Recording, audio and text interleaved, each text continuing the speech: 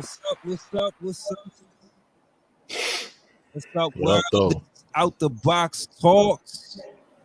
This is your boy Sir, Krill. We are here. How y'all doing? How y'all doing? Welcome, welcome. good. It's the big A-Lev back in the building with the J Riz and the Funk Doc.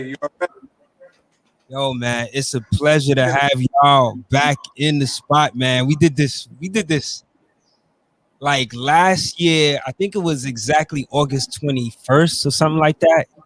After disease. You know what I mean? So it's a pleasure to have y'all back, man. How y'all doing? It's great, man. It's a lot of good music going on. A lot of good music. A lot of great things happening in music. A lot of great things happening in hip hop right now. You know, inspirational things happening. Definitely, man. So we got a lot to talk about tonight. We got this new Nas album that has just released yesterday, King's Disease 2. And we also got to talk about this Locks versus Dipset Verses. So I'm mad excited to build with y'all on that, man. But yeah, man, like the album dropped officially midnight last night. What was y'all thoughts when y'all first heard it? Like, what was the first thing that went through your mind on first listen? Well, I mean, like, I didn't think that it would get that much better than the first one. You know what I'm saying? Like, that was already Grammy nominated, Grammy award winning. You know, we already gave it much acclaim. I'm still listening to the first album. You know what I'm saying? Like, I'm not quite done with that yet. You know what I'm saying? So to get two stellar Nas projects within the space of a year is just abundant. You know what I'm saying? Like that's a feeling that I've been chasing after, and Corey knows this. You know what I'm saying? Like Krill, he knows I've been looking for that abundant feeling and vibe for a minute. You know, and I'm happy. I'm overwhelmed right now with joy with this stuff, man. Because I think Nas has finally found that connection, that producer chemistry. You know, as I was mentioning earlier, I think he found the premiere to his guru. You know what I'm saying? That really brings the soulful stuff. This is much more of a soulful album. Like it gets even deeper. You know what I mean? Like you hear Hit Boy he's using like other instruments, but he's using more samples, you know, in here. Yeah. And he's really showing you his chops, like sample wise, like don't get it twisted. You know what I'm saying? Like it's great. It's amazing. Amazing album, amazing project. Yeah, man. I gotta say, on first listen, I liked what I heard, but I had to listen some more, and I'm liking what I'm hearing as I listen more. But yeah, I'll pass the mic. What'd you think about the project when you first heard it, J-Red? I felt like Al. Like I felt like, well, I mean, like before I put the album on, I was just trying to think of how much better can it get than the first one. Because yeah, like you were saying, the first one just won a Grammy. It's Nas' first Grammy. Yep. Yes. Yep. That's a huge, you know what I mean? Like all those things are a huge deal, but and also just to have Hit Boy produce the whole album again, it's like now y'all gotta, you know what I mean? Like where do you grab inspiration from? Like you guys, it felt like it was gonna be like a Herculean task to create another one of the album that we just heard last year. You know what I mean? Like we still like Al said, I'm still listening to the last album. So like talk about lightning striking in the same place twice, bro. Like that was you that don't get that often. Feeling, and I really do think that they made on that. You know what I mean? On that end, like this album is definitely just as good as its predecessor. I really like we were talking about earlier, Curl. I really love that Death Row East joint, uh, the Rare joint, the 40 side joint, um, the joint with Lauren, obviously. Mm. But I just I really just felt like specifically on that Death Row East joint, the storytelling on that is just so good. And the way, like you said, the way that Hit Boy is complimenting his his rhymes, I feel like that's something that a lot of people were we're looking forward to from Nas. It's like finding that right producer to complement his uh his rhymes like that and his sounds. And I feel like Hit Boy does that well. And to do it for 2 albums straight is crazy, man. So I think I think that they got another one on their hands for sure, for sure. I'm gonna listen to it more. I don't want to, jump on a hype train. It's a classic already, but I feel like it's really, really good album and a crazy follow up to an album that you just did last year. Like, you know. Yeah, exactly. Word. Yo, so Mark, let me just say, big ups to you because I'm feeling that shirt that you got going on. Yeah. Shout out to you. Salute. What's up, man? Man, it's a pleasure again to have all of y'all, man. And like, I just want to say, I appreciate each and every one of y'all, man. For, like, appreciate you. Back and forth, you know what I'm saying? Just it's for real. Thank you for the product, man. Thank you for the merch, man. Like, you check out the site, there's some heat on there for real, and it's not like it's like some real joints you can rock. You get a little thirsty. You get, this joint is like, I think it's a 15, 16 ouncer. Like, this is legit, man. This is the, start your day off right. Get you a hat. I probably need one the way I'm shining right now. So that's going to be next on the list. And yeah, man, I appreciate it, man. I appreciate it. But yeah, just to piggyback off what the fellas said, man. This album really didn't have to be made, or at least so quickly. I mean, everybody pretty much figured out that like they got it right the first time. Like, not only was it critically acclaimed, it was embraced by like the true Nas fans, like in terms of like him delivering something that people wanted, and they won a Grammy. So it's almost like an act of audacity to come out with an album so quickly, like a victory in that amount of time. And then also too, like Hit Boy is like, he's coming off of a project with Betty the Butcher. He's coming off the joint with Big Sean. Like, that's a busy man. That dude is on fire. For them to lock in, I'm telling you, man, I just think just the reason why this album happened, and I don't mean to over romanticize it, but I think it's just the love. I think it's just the love they have, the respect they have for each other. The fact, obviously Nas being a vet, a legend, Hit Boy looking up to him and being part of that cloth of that golden era cloth, and also just Nas really respecting Hit Boy's sound and like the respect is just that he can, like J-Red said, he can mold, and like he has his own sound, but he has a way, like as any great producer should as a quality, just to tailor their sound to make it like feel in pocket for Nas. Yes. And Nas is a guy, he's 47 years old, and Hit Boy bridges the gap between him and an A Boogie with the hoodie, a little Dirk on the last joint. Exactly. Fabio Foreign, like he makes it all make sense with the Eminem and the EPMD. Like that song, probably not my favorite song on the album, but it works. Like, it really, like, if you look at the track list and you see all these, you're like, yo, what is he doing? He's like stretching, he's like reaching. But when you really sit down with the project, it all connects. And I think it was just a great experience. Like, they really got something going, man. And just seeing the love that they have for each other, the love they have for hip hop, that's really, that's what you all want, to see and hear and to feel, and the authenticity of the music. So I think that's why this project was, I think, so successful again. Listen, all of us Nas fans, especially hard on Nas fans, I know we've been going through it. I've been going at it. I've been giving Nas the business, yo. I've been like, yo, man, one old Nas, go back to the boom bap and make something soulful. I got my mouth shut. I got nothing to say. You know what I'm saying? Yo, you got it, bro. Bro. I mean, count me in.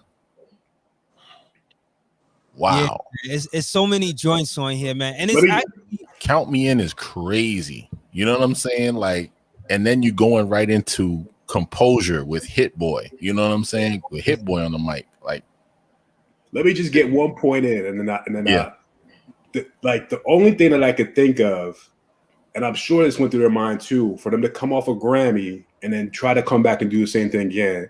And with rest in peace, DMX passing, like they had to have gone to their head, like they're in that space, you know what I'm saying, of a DMX where, all right, we dropped the #1 album, let's do it again and have it go again too. So to be in that space of those two classic DMX albums, you had to just feel like you were ready to walk in that space. And that's, y'all are just saying, like, I'm thinking about my favorite joints and I'm like trying to omit the Lauryn Hill joint, the Charlie Wilson joint, trying to go in. And it's like, you can pick, I'm like, man, I got like 3, 4, 5, 6, like it really just keeps going. Word.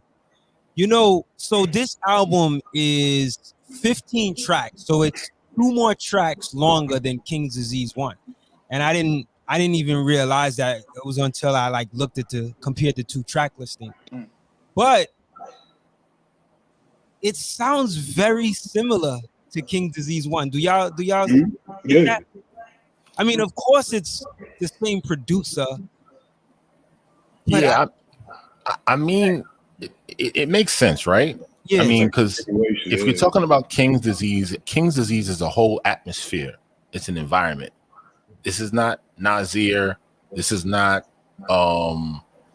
God's Son. This is not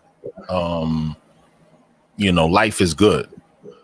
It seems honestly like King's Disease is kind of picking up where the King's Disease 1 left off. Like we had so much more. Yeah.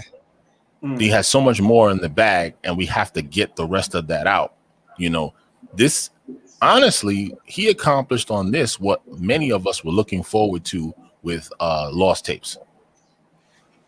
Lost Tapes 1, everybody was expecting Lost Tapes 2 to be a smash, considering the fact of how much of a smash classic Lost Tapes 1 was. But when that happened, it came out, and there's so many storylines to talk about when it comes to this album. Another thing that he accomplished on this album, or they accomplished on this album, are the ducking and avoiding the sophomore jinx. You know what I'm saying? When you have an album that is just so successful your first time out, and then people are trying to follow up on that excellence, doesn't always pan out the same way the second time around. But this is putting that to the test. It's challenging that right now. It's really defeating that argument, that is not possible. It is possible with this. Here's the interesting thing about this album. When you think about King Disease, well, I'm saying King Disease 1, but last year we weren't saying King Disease 1, right? Because now there's a part 2. But this is King Disease is the first album that where Nas has worked with one producer entirely, right? And King Disease 2 is actually the first sequel album Nas has done, right? Because there's never been a part 2 other than Lost Tapes, which you can't really say is his solo studio, but this is part 2. And I feel like this might be a series. I don't know. I mean, this the way that this is moving, I think this is really it's special for his career, because at this stage in his career, for him to be making this type of move, it's actually working in his favor. You know what I mean?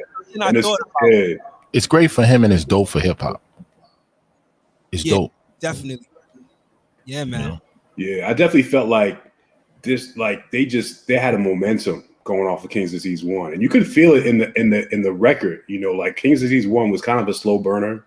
The first even 3, 4 joints were like, the tracks were kind of a bit of a slower, and then you get into Ultra Black, and then it really picks up speed. This one, you just feel like from the first, like when the intro, the pressure, just feeling the pressure weighs a ton, it's getting too heavy. However it goes, like you just already get in the vocal sample. It takes you into like a zone, and maybe that was the beauty of them, like just putting this out so quickly, is that they didn't have time to sit around and do press and let King's Disease 1 sit with the people, whatever. They just kept rolling in that same space.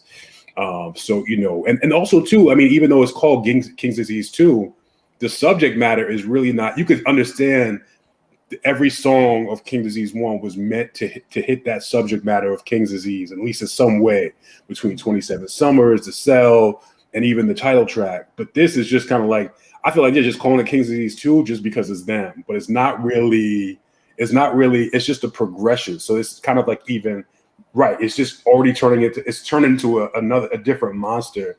Right. So I mean, shoot, man, like how could you not? I mean, how could you not do another album? Like, just keep doing it until it's like, oh, you kind of lose that energy. But yeah, I would love it to be like like, did y'all every other month?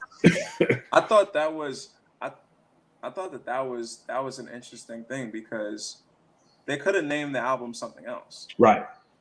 But they chose to make it a sequel, which I thought that was interesting, because they could have just named the album something else rather than making it a direct sequel to King's Disease. I feel like there is a similar atmosphere though. Like Al was saying, like I feel like that King's Disease is like an atmosphere. I feel like the atmosphere on both of these albums is similar but different enough that they you can separate them as you can respect them as separate bodies of work. But I would also be interested in like maybe even listening to one and then going right into the next one. Yeah, I haven't done that yet. Yeah. To see how they flow into each other, because I feel like that might be interesting too. Yeah, it sounds cohesive to me almost. Yeah. That's like to what Mark was saying. Like, it sounds as though like you lit the fuse, and it's gradually building, and it's getting more like now you're feeling like the more intense part of the fire is building now. You know what I'm saying? So into an explosion. It feels like a double album, like it could be a double album. Yeah, man. I mean, it's so much to say about this project, man, and it's only been day 2, but it's a lot. It's a lot going on. Off the bat, though, with it being day 2, what are y'all feeling? And I know this can change. Are y'all feeling this more than King's Disease 1, or vice versa? Off the bat, it's right. I feel like it's right there. It's right there. Now, like you said, the test for me for albums per se, particularly Nas albums, is the staying power. You know what I'm saying? Like, how am I feeling about this album next week? Like, am I feeling about it the same, or am I putting it down? You know what I'm saying? So that remains to be seen at this time, but I don't really feel that that's going to happen, because like guys are saying, it's day 2 and we're still trying to pick this whole thing apart, and there's just so many pieces to this, even on just one song. I'm just getting stuck on one song. I'm just not even having to move towards other songs on the album yet. You know what I mean? Yeah. I feel like King's Disease, if it's just 1 and 2, that's it, and they end there with the King's Disease series, I feel like years from now, it'll be remembered as a series. Like instead of just one, instead of King's Disease 1 right. King's Disease 2, I feel like they'll package it. Yeah, packaged like that too. Yeah, I mean, I think that would be a very dope thing where you really couldn't talk about one without the other. You know what I'm saying? I think that would be a great goal. And maybe that was a goal for them to set and just be like, yo, it's just, they're like chapters in a book. You can't read, chapter 2. Like, you know what I'm saying? So like J Red was right. Like, the goal should be, okay, when and if King's Disease 3 comes out, you need to listen to King's Disease 1, 2, and then 3, or put them all, you know what I'm saying? So that would be almost unprecedented. Maybe, as far as I can go back to maybe like PE with, you know, Fear of a Black Planet and Takes a Nation, like that type of, like, you know, anthology of just, you know, I mean, what more do they have to prove than other than being like, okay, let's see how we can get like a whole, you know, series of recorded novels or, you know, musical novels, like, you know, put in the Library of Congress. You know what I'm saying? I mean, and these are great things. There's more just how many units did you sell? How many Grammys did you sell? It's like, what are we doing for the culture? And that's just, you know, I think that's a pretty cool, you know, let's do something different. Let's make this, you know, let's make this Lord of the Rings, or, you know what I'm saying? Like, let's make this real. Let's make this The Godfather, or whatever, right. you know, whatever kind of series you want to put together, rather than just, you know, it's a challenge enough to make a great song. It's even more challenging, obviously, to make a great album. But you putting together, you know, you putting together a whole pack. That's unprecedented. That's real dope. Yeah. Yo, we got a comment from Kelvin. I think this is the same. If this is the same Kelvin that is part of the Out the Box, you know, has history Yes. of the box. Yes, it is. Kelvin. For those that don't know, Kelvin was rocking with us early, you know, when we first started Out the Box talks, you know, when we had the live radio station, the 24/7 station. So he left a comment. What up, Kev? He says, being that the first album received a Grammy, does this album fit that mold, and does it tarnish or uphold the essence of it?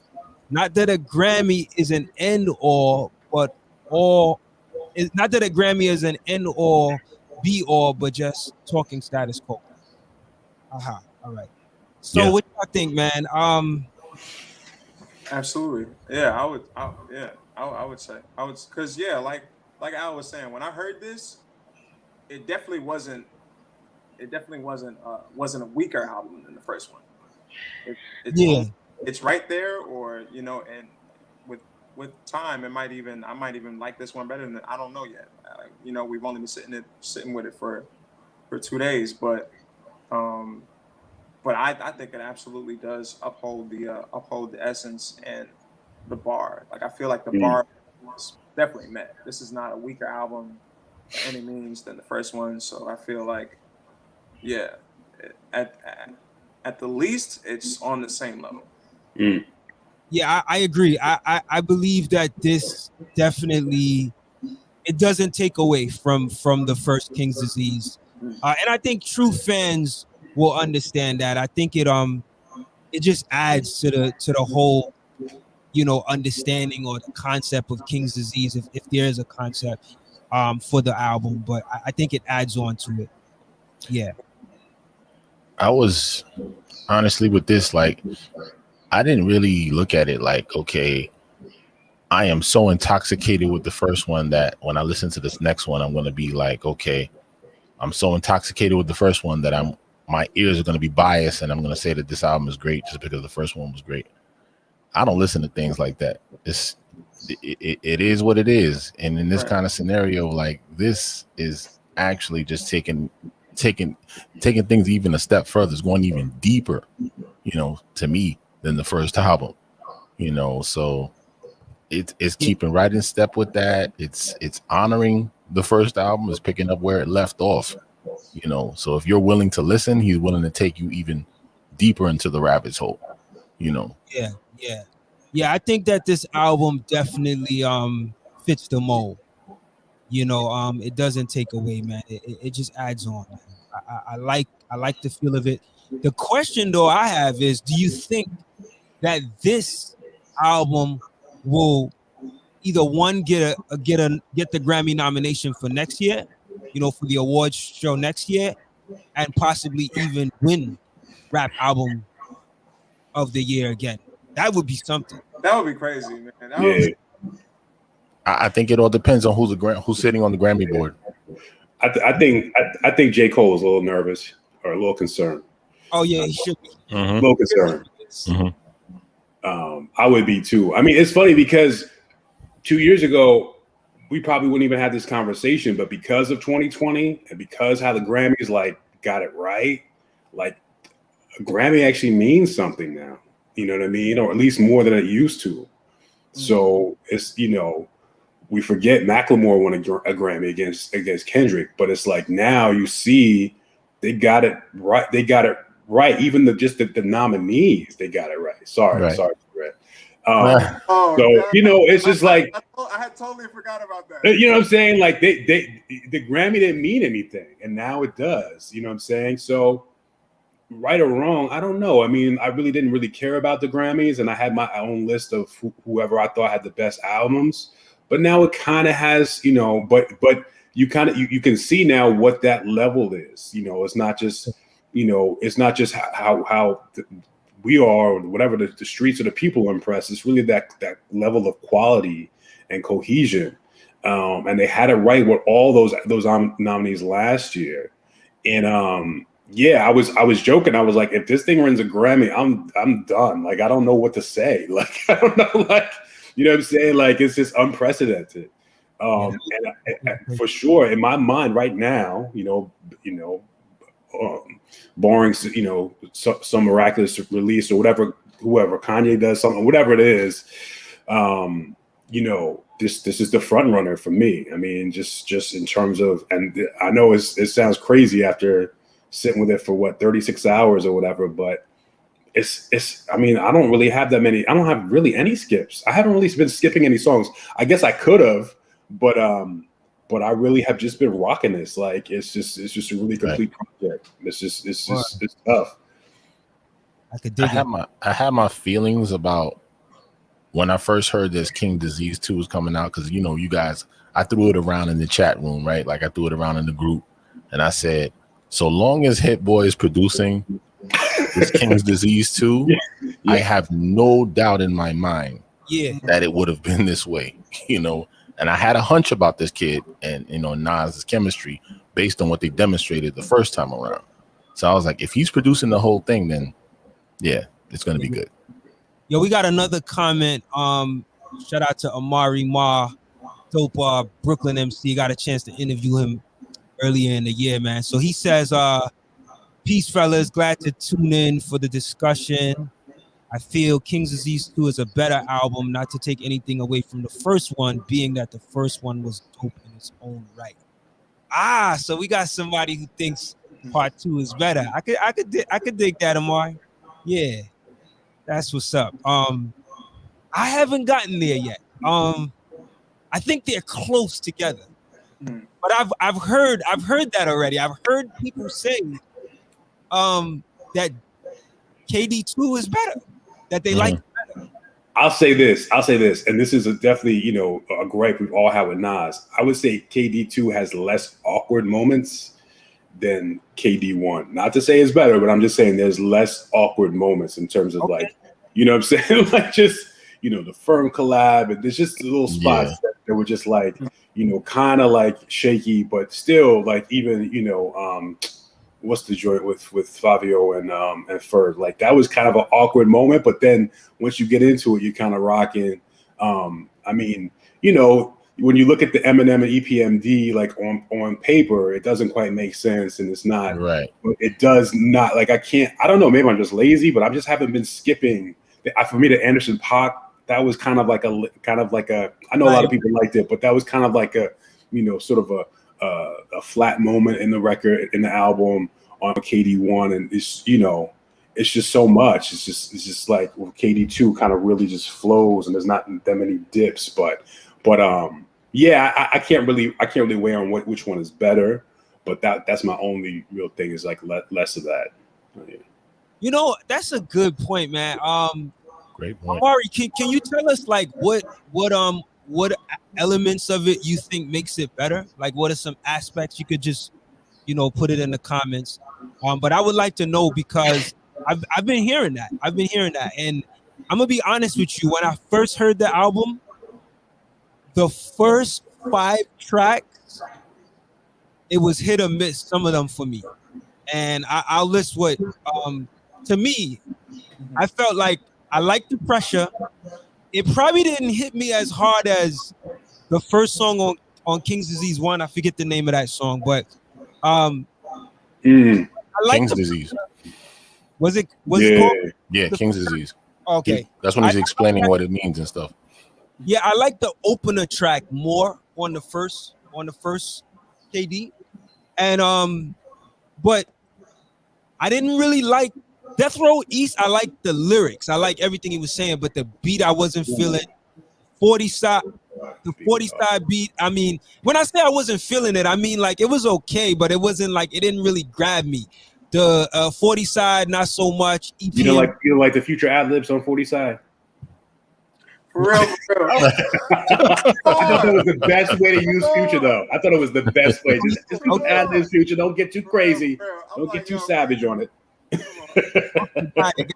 So yeah, so 40 side, I didn't care for the beat. EPMD, I didn't really care for the beat. Rare, I liked. And then it really wasn't until 7 Store Run that I felt like the album flowed from 7 to 15. I just felt like that was an album in itself. Like to me, it just sounded very cohesive, and I like more of those beats. So that's why I was a little apprehensive about like when I first heard it. But listening to it again like today and listening it after that, like I started liking those tracks more. But yeah, that's what I've come away with. What y'all? Here's my problem. So I wasn't like my real issue with listening to the whole album wasn't really a problem, but it was just like the tug between, when I first listened to the album, I listened to production. That's just my ear, how it works. And that's what really like, if you like, so like I see like a Death Row East or EPMD, those songs are kind of like awkward and like kind of just off kilter a little bit in terms of their flow.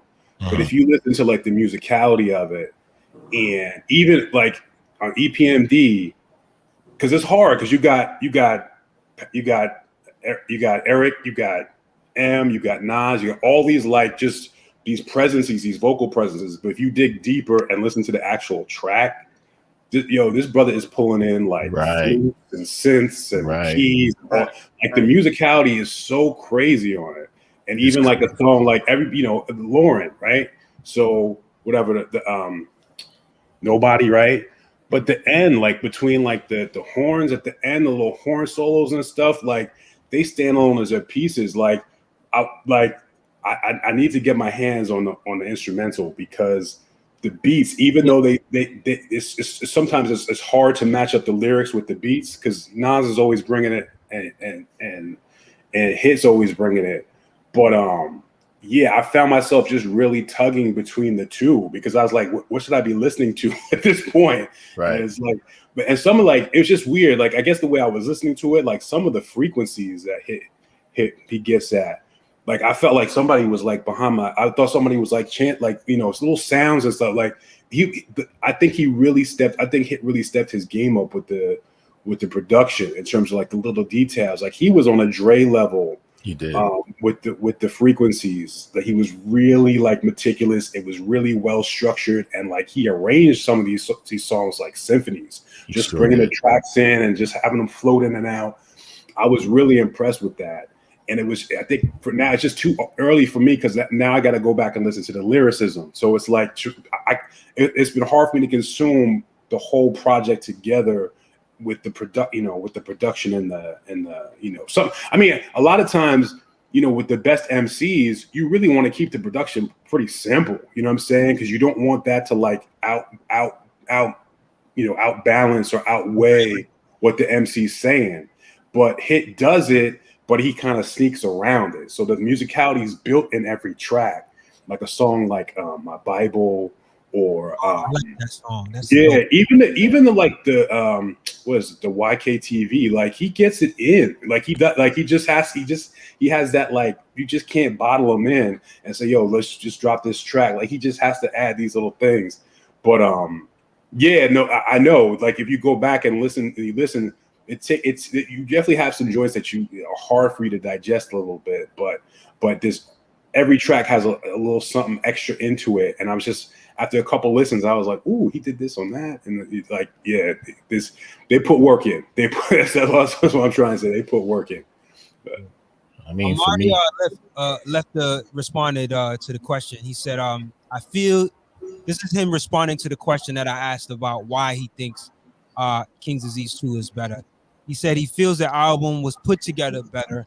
There's a cohesiveness in KD2 he found more than one, and Nas more than in one, and Nas was more sharper lyrically. I like the production more on this one than in KD1.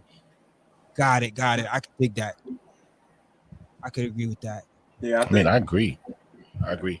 I mean, when I listened to this album, I kind of had it in shuffle mode, so I wasn't listening to it from track 1 to track 15. My first track was the last track. It was Nas is Good. So I'm like, what? I'm like, and then it went from Nas is Good to Count Me In. And I'm like, I almost got to the point when I was like walking to work listening to this stuff. I almost walked past my destination. I wasn't really paying attention anymore where I was going at. So you know an album is that good when you're just really listening to it because it's so abundant. It's an abundant listen. Yeah. You know, he's giving you like what Funk Doc said, a lot of music and a lot of lyrics married together. And this is the exact embodiment of what happens when you have lyrics and beats meeting each other in the same place and perform that perfect marriage and, you know, making something beautiful and timeless, man. Yeah. I mean, like it's just so much to this. Like, it's not something that you're just going to sit down and, okay, this is another album experience. I mean, Nas, he always brings it. He's talking about, you know, On the Pressure. He's talking about stretching Bobito tapes and recording stuff. And I'm like, you know, wow, I got to go back and listen to more of that. You know, so. Yeah. I was going to ask, I'm glad that Amari asked that question because I wanted to get y'all feedback on subject matter. Like, do you feel like this is Nas at his best? I would say this era of Nas. He's in his bag. Yeah. He's all the way in his bag. And I was gonna say, like, to be rapping for as long as Nas has been rapping, like to win a Grammy last year, like to win your first Grammy, like after you've been rapping for 30, like it's just like. Yo, J Red, let me ask you a question. Why did a song like Death Row East just come out? You know what I mean? like he didn't think there was a better time to tell that story. Like, you know what I'm saying? Like, I have how much is left? I have no clue why. You know what I mean? I'm glad that he chose to. I don't know. Maybe he just needed the right producer. I don't. You know what I'm saying? Like, it's just endless. It's crazy. I have no clue, but that song, like, I don't know. I guess it's also like that song is because I love Pac. Like, Pac is my favorite. So it was also just very dope to see like another and he also referenced Pac on King's Disease 1, where he was saying that he got they both got the stomach tattoos, and he was saying that he had kind of got the tattoo that he had got a chain to imitate Pac, and Pac had got the tattoo to imitate him, or they were imitating each other, and he was kind of just made a nod to Pac. And I think it's just really dope, like, to have in the same vein of like, I don't know. I just think it's really dope when artists like make another track as tribute to another artist. Like the same way that I think like Big Brother with Kanye and Jay-Z is like such an incredible song because it's just Kanye giving a nod to Jay, or the same way that that Let Nas Down by J. Cole is Nas. You know what I mean? Like, I think it's so dope when like the autobiography of Rakim, yeah. Right. You know what I mean? I just think it's so dope to be at that level of artistry that you're at, and still acknowledge someone else and their influence. Right. You know what I mean? I feel like that's hard. Let's talk about the features. How did y'all feel about the EPMD 2 track featuring EPMD and Eminem? Here's my thing about EPMD 2, right? We did the EPMD 1 and you didn't have them on it. I think would have made this track even better than just having them two on it was to have somebody from the Hit Squad or Def Squad on it as well with them too, like a Redman, you know, or Keith, or like my boy said, like Joe Sinister or somebody. You know what I'm saying? Case Solo. You know, that would have wowed me even more. That would have kind of gone where the Firm track happened on the first KD one. Like you would have accomplished that on EPMD 2. The song is still dope, but you know, if I'm going based on just looking at the title and I'm like EPMD 2, I'm like, yeah. Like I don't think Eric and Parrish got that much mic time. You know, they had to share verse. They got very little mic time. I really M, you know, he got to do his thing. And you throwing M on there. I could have done without the M verse. Yeah. I'm not gonna hold. It was impressive. It was impressive, but I don't think that fit there. Like, it was impressive in like a technical way, like a gymnastics competition. Impressive in like a gymnastics and like let me flex the fact that I can like rap in multi-syllable. You know what I mean? But spiritual lyrical miracle. Yeah, it was it felt very technical, and it didn't feel. It didn't feel like it added much to the song. I didn't feel like it was necessary. I felt like it was just kind of a flex to have Eminem, and I mean, it's like, I guess it was like a historic thing to have Eminem and EPMD on this song together. But what's up, Sacred Soul, Talia Gem? Welcome. Right. But yeah, I love M, but yeah, that just it didn't really fit. To me, it didn't really feel like it fit the song, or that it like added any like storytelling to the. Maybe I'm missing it. Maybe I need to go back and listen to it again. But it was not my favorite. And yeah, I mean, to me, that seemed exactly what it was, you know. But you know, and then again, M is like a super fan of hip hop, old school hip hop. Got the cassettes, like cassettes I like can't even find anymore, or don't even know what happened to him, and he got them in mint condition. So I imagine just having a conversation with him, you just like, all right, I'm gonna get you on this song. Like, of course, you know what I mean? Like, you want to be on this song. That's exactly what it felt like as someone, you know, like with a group as like monumental to hip hop as EPMD, and to have Eminem, who's like obviously a fan, you know what I mean, of hip hop. Like it makes sense that you know they would be on the track together. But I just felt, I felt like the verse was a little unnecessary for me. I agree.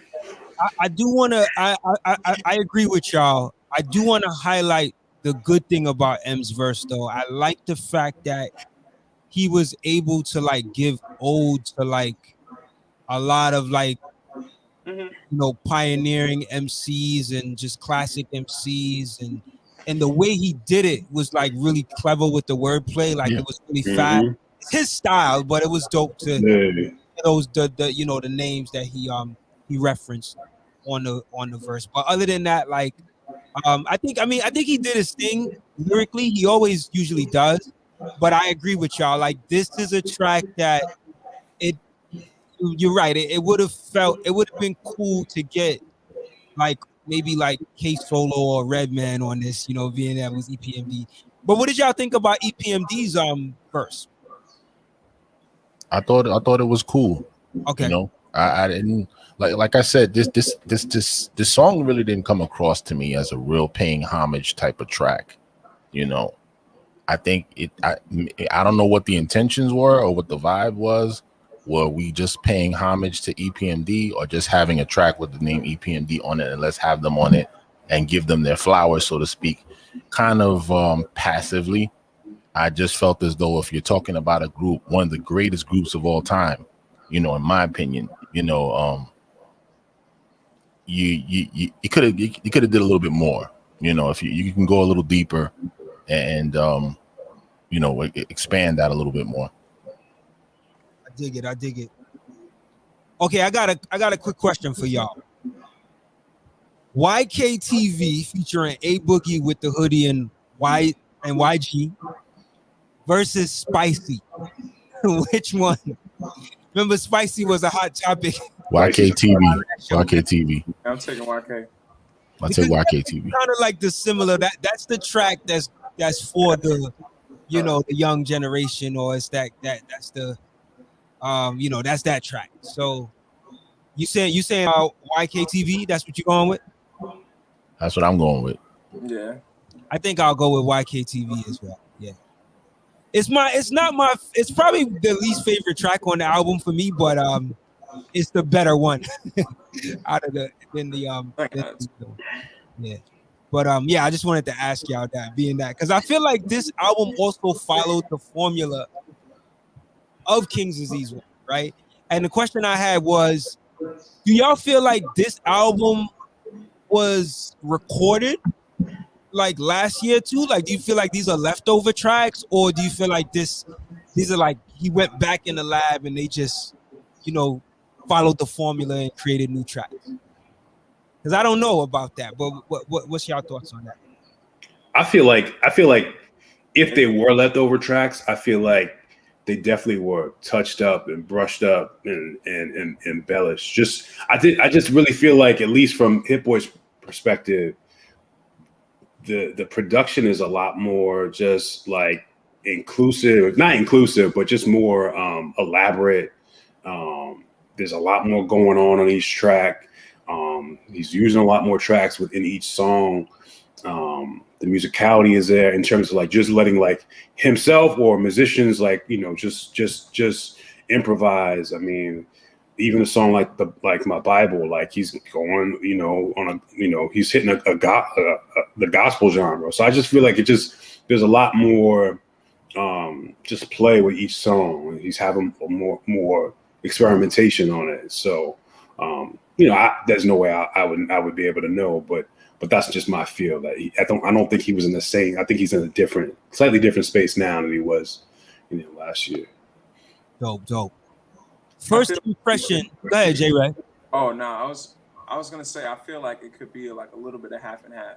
I feel like maybe for a couple, I feel like what Mark said, like maybe there were a couple tracks that, you know, maybe didn't fit on the first one. Maybe the track list would have been too long, or it just wasn't necessarily the same vibe, or he just didn't want to put it out last year, whatever.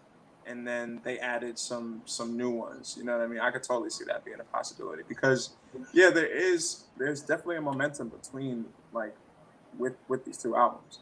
Like, I feel like, you know what I mean, and just going off of that momentum from last year, like I feel like they might have been recording this whole time, because you know what I mean.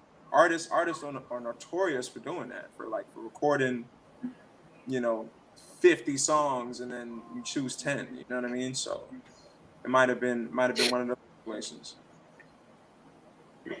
Jonathan made a good point. He says, I like how Nas has been putting out album every year now. And I think that is true, right? Because he put out Lost Tapes, was it the year before last? Was Lost Tapes 2000? No. But I feel like that I feel like that has been his wave though. And that's something also special to note for where he is at this point in his career. Like artists slow up at this point in their career. You're right. He did Nasir in 2018, if you want to count that. Right. Lost Take 2 2019, and then King's Disease. Oh wow. Yeah. That's right, Jonathan. That's a great point. Yeah, man. Wow. I didn't even think about it from that perspective. But I think King's Disease 1 and 2 has been the most cohesive and the most happiest people have been, you know, in recent years.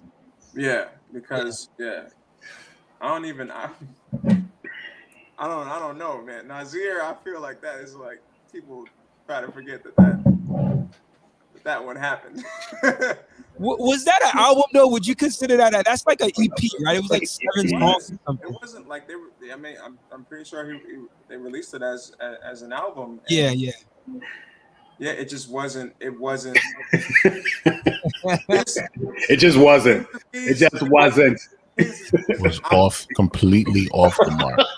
Completely off the mark. You know, no disrespect to Nas, no disrespect to Ye, but this album is just like, you could just tell like that there was a lot more intention a lot more Right. time, a lot more focus, a lot more chemistry.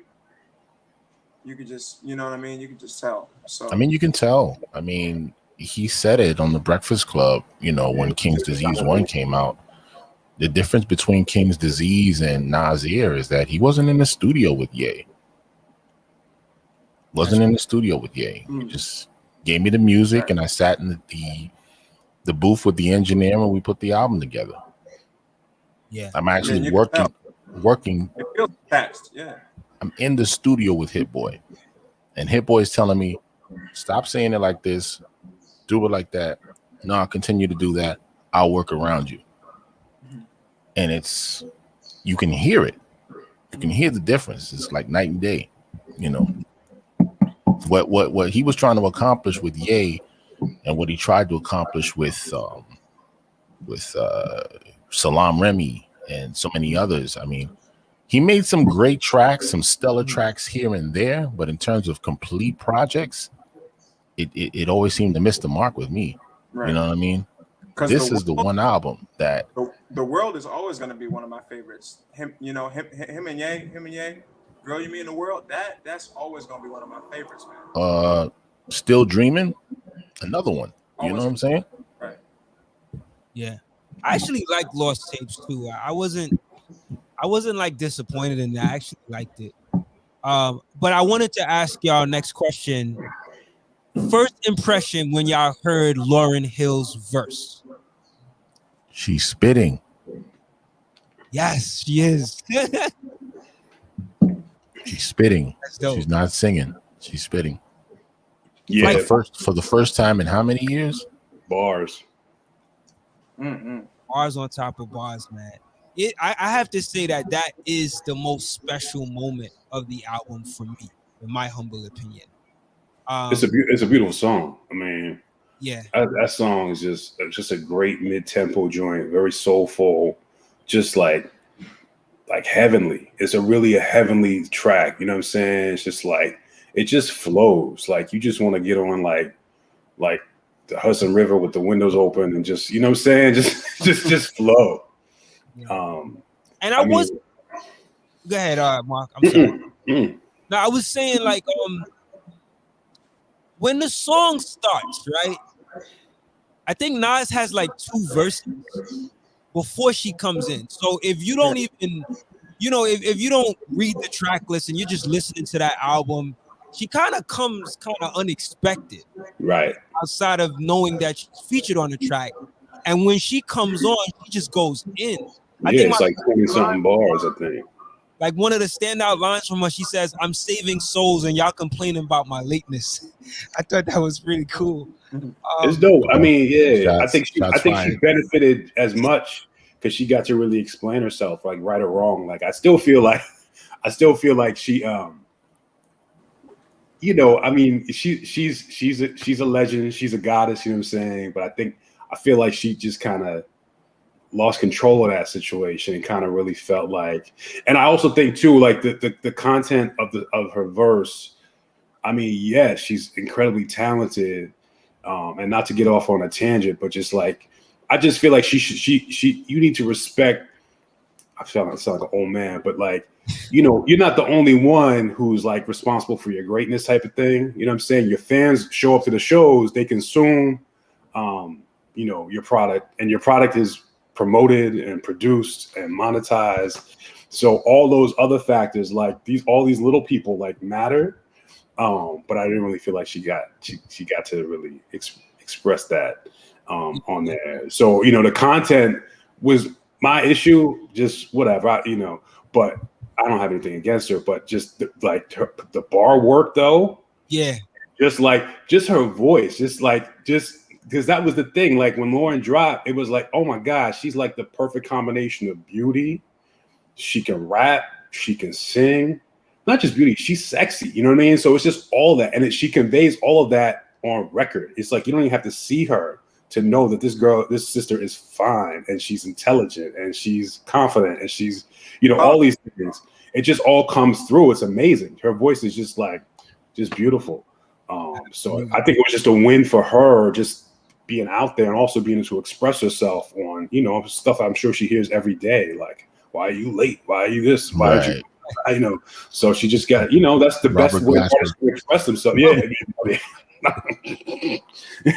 Peace to Robert Glasper. Yeah, that was talk about spicy.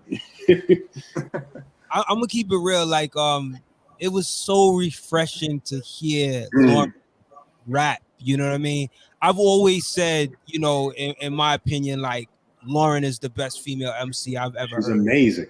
I mean, and it's just that we never got a chance to see her continue that, right? Because after Miseducation, Lauryn Hill, we didn't really get another album where she's like rapping. Even though on that album she's not rapping throughout the whole album. Of course, it's like a mixture of like her singing and rapping. But it was really dope. And then when I thought about it too, she's actually 2 for 2 in terms of classic records with Nas. Like, no doubt, you know, this record will go down in history. You know, it's already to me making like a classic status. But I mean, if I Rule the World, like, and what's dope is she sung on that record, and it was so dope that he got her to rhyme on this record. So we got there's no rhyme. Yeah. That is dope. Like, do y'all think that it might be possible to see a Nas and Lauryn Hill project together in the future? Oh, I thought you could say it. I thought you said Nas and Charlie Murphy. Charlie Wilson, man. You don't think so? That would be something. It sounds great in theory, bro. You know what I'm saying? But look how long it took for us just to get her to spit. That's you right. know what I'm saying? Just you got the Damian Marley joint, so that's kind of close. I think we should take baby steps. You know what I'm saying? You know, it's wishful thinking. Yeah, but what about a tour? Maybe even a tour. Distant Relatives. I did the Mary J tour. Distant Relatives Part 2. Yeah. I'm sorry. What did you say? No, Nas and Mary. Did you say that? No, I was saying, what about a tour? Because I know Nas and Mary did it. And Mary, yeah. No, I just feel like Lauren. I don't think that Lauren would have. Lauren, she marches to the beat of her own drum. That's what she literally explained to you in this track. You know, right? I'll do things when I'm ready, and I don't care if I have fans. You know, I'll do it when I'm ready. This was a song where she addressed everything that's been said about her, unapologetically. What people have been talking about her for the last how many years? Yeah. What I also like is that she really shined as a MC, as a woman MC, right? Like, Lauren, like, even when she's talking about in the lyrics, it's like she's showing you, like, yo, I don't have to succumb to the stuff that other women may do, you know. Like, she's not saying it exactly like that, but she's setting the standard to be like, yo, I'm doing my own thing and I'm going to represent on this level. You know what I mean? And I thought it was so dope to have her represent, you know, hip hop in that way, especially as a woman in hip hop. So I really love, you know, her presence, man. Yeah, I hear you, Lauren. Do some more music. Yeah, I mean, if you can come with it, do some music. The thing is, you know, when she does it, she's going to be authentic about it. Like in her verse, she didn't make anything up. That was all life based. So that's the beauty of it. But we need that you know, you need you to be a little more prolific. That's all. Put the music out. Put the bars in. I think it's also one of those things where, like, I don't know, like a Lauryn Hill verse is like, it's kind of like water in the desert. You know what I mean? Right. Like, it's a UFO. Don't get it because you don't get it all the time. When you do get it, you like, oh man, this is crazy. And I think she knows that too. Yeah. Or would too much be too much? I think that's why she operates the way that she does, because she's like, all right, she is more on the scarcity tip and on the I'm gonna be elusive tip, because when I Jay Electronica. Yeah. To a degree. The female version. Exactly. Like the day they do a tour together, man. Listen. Right. That'll stop hip hop. Yeah, the rapture's coming. Wow. Yep. Even Andre 3000. You know what I mean? That's why he said he's not even trying to make another album, he'll do a feature. He's done features here and there over the years, but he said, I'm not going to do another album. But these people all know that they're very, very talented, very highly skilled, and that, you know, like I remember we hosted. I used to work at this spot called Madiba. That was like a restaurant, but it was also an event space, and we hosted Lauryn Hill in there, and she actually came on time. She came on time, but she was hungry. she came on time. And oh no! Left early. Came back, and then came back 2 hours late. Everybody was like, "Yo, what is going? Where?" Everybody's complaining. Everybody's talking. Everybody's like, "Yo, where is she? What happened?" Oh my god! She literally came on time, smoked the place out, left, came back. Like deuces. Everybody's like upset. They're like, "Man, I'm waiting." The moment she started singing, everybody forgot that they were eating. Yeah. Everybody forgot what they were upset about, man. And she knows. She knows that she has a level of talent. Now, is it to say that you should purposely do that all the time? No. But she knows that she's at that level of artistry. But there are also other people that are at that level of artistry. So Yeah. I mean, there's not multiple Laurens, but there are other people who have the talent and the capability to sing and to rap in the way that she does. They may not be her, but there are people on her level of talent. So yeah. Yo, shout out to everybody in the chat, man, that's tuning in right now, man. I appreciate y'all. If you are watching now, go ahead and feel encouraged to hit that like button so we could get this show out to more people. If you can, just thumb it up, like it. Appreciate that. So yeah, man. So I'm sorry, you were gonna say I cut you off, J Red. Oh no, I was done. All right, cool. So like, when you think about this Lauryn Hill feature, like it makes me wonder like what that conversation was like to even get her to rap on this. Like after all these years, like I'm like, yo, Nas, big ups to you, man. You did it. Like, how'd you do it?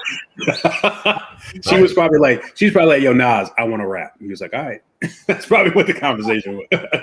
Word. Wait, I don't know. That's what I want to know. Who do y'all think reached out to who? Yeah. As funny as it sounds, Hit Boy. They probably could have had a great rapport with each other over the years and talking to each other on the phone all the time. You know. But who do you feel like asked who to be on the record? Is what I'm saying. I think it might have been Hit Boy. I don't even think it was either of them. I feel like it was somebody that saw the vision. And I don't know. I mean, I'm not saying that Nas wouldn't have been able to do it, but I feel like, I don't know. I don't think it was Lauryn, though. I think it would have to be Hit Boy or Nas. That's what I was going to say. Maybe it was Salam.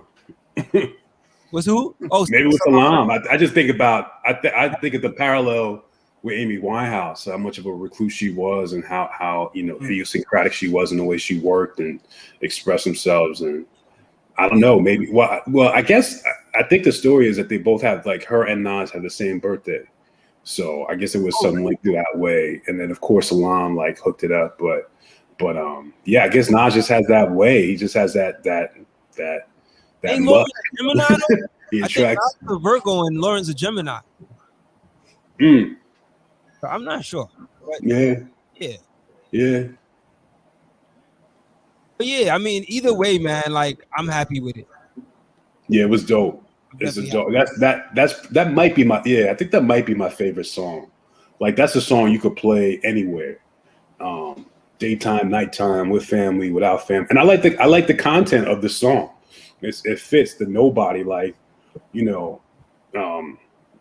I live in a small town, so there's times I want to get away. And especially with the quarantine and lockdown, you just can't get away. Right. Nas is talking about South Beach, Maldives, whatever, all the same beach. Like, he definitely knows how to get away. And that's something that I would like to do sometimes, is just get away and just not have to worry about whatever those external pressures are. And it's a cool, like, I relate to it. You know what I mean? I definitely relate to just kind of that anonymity sometimes and just chilling.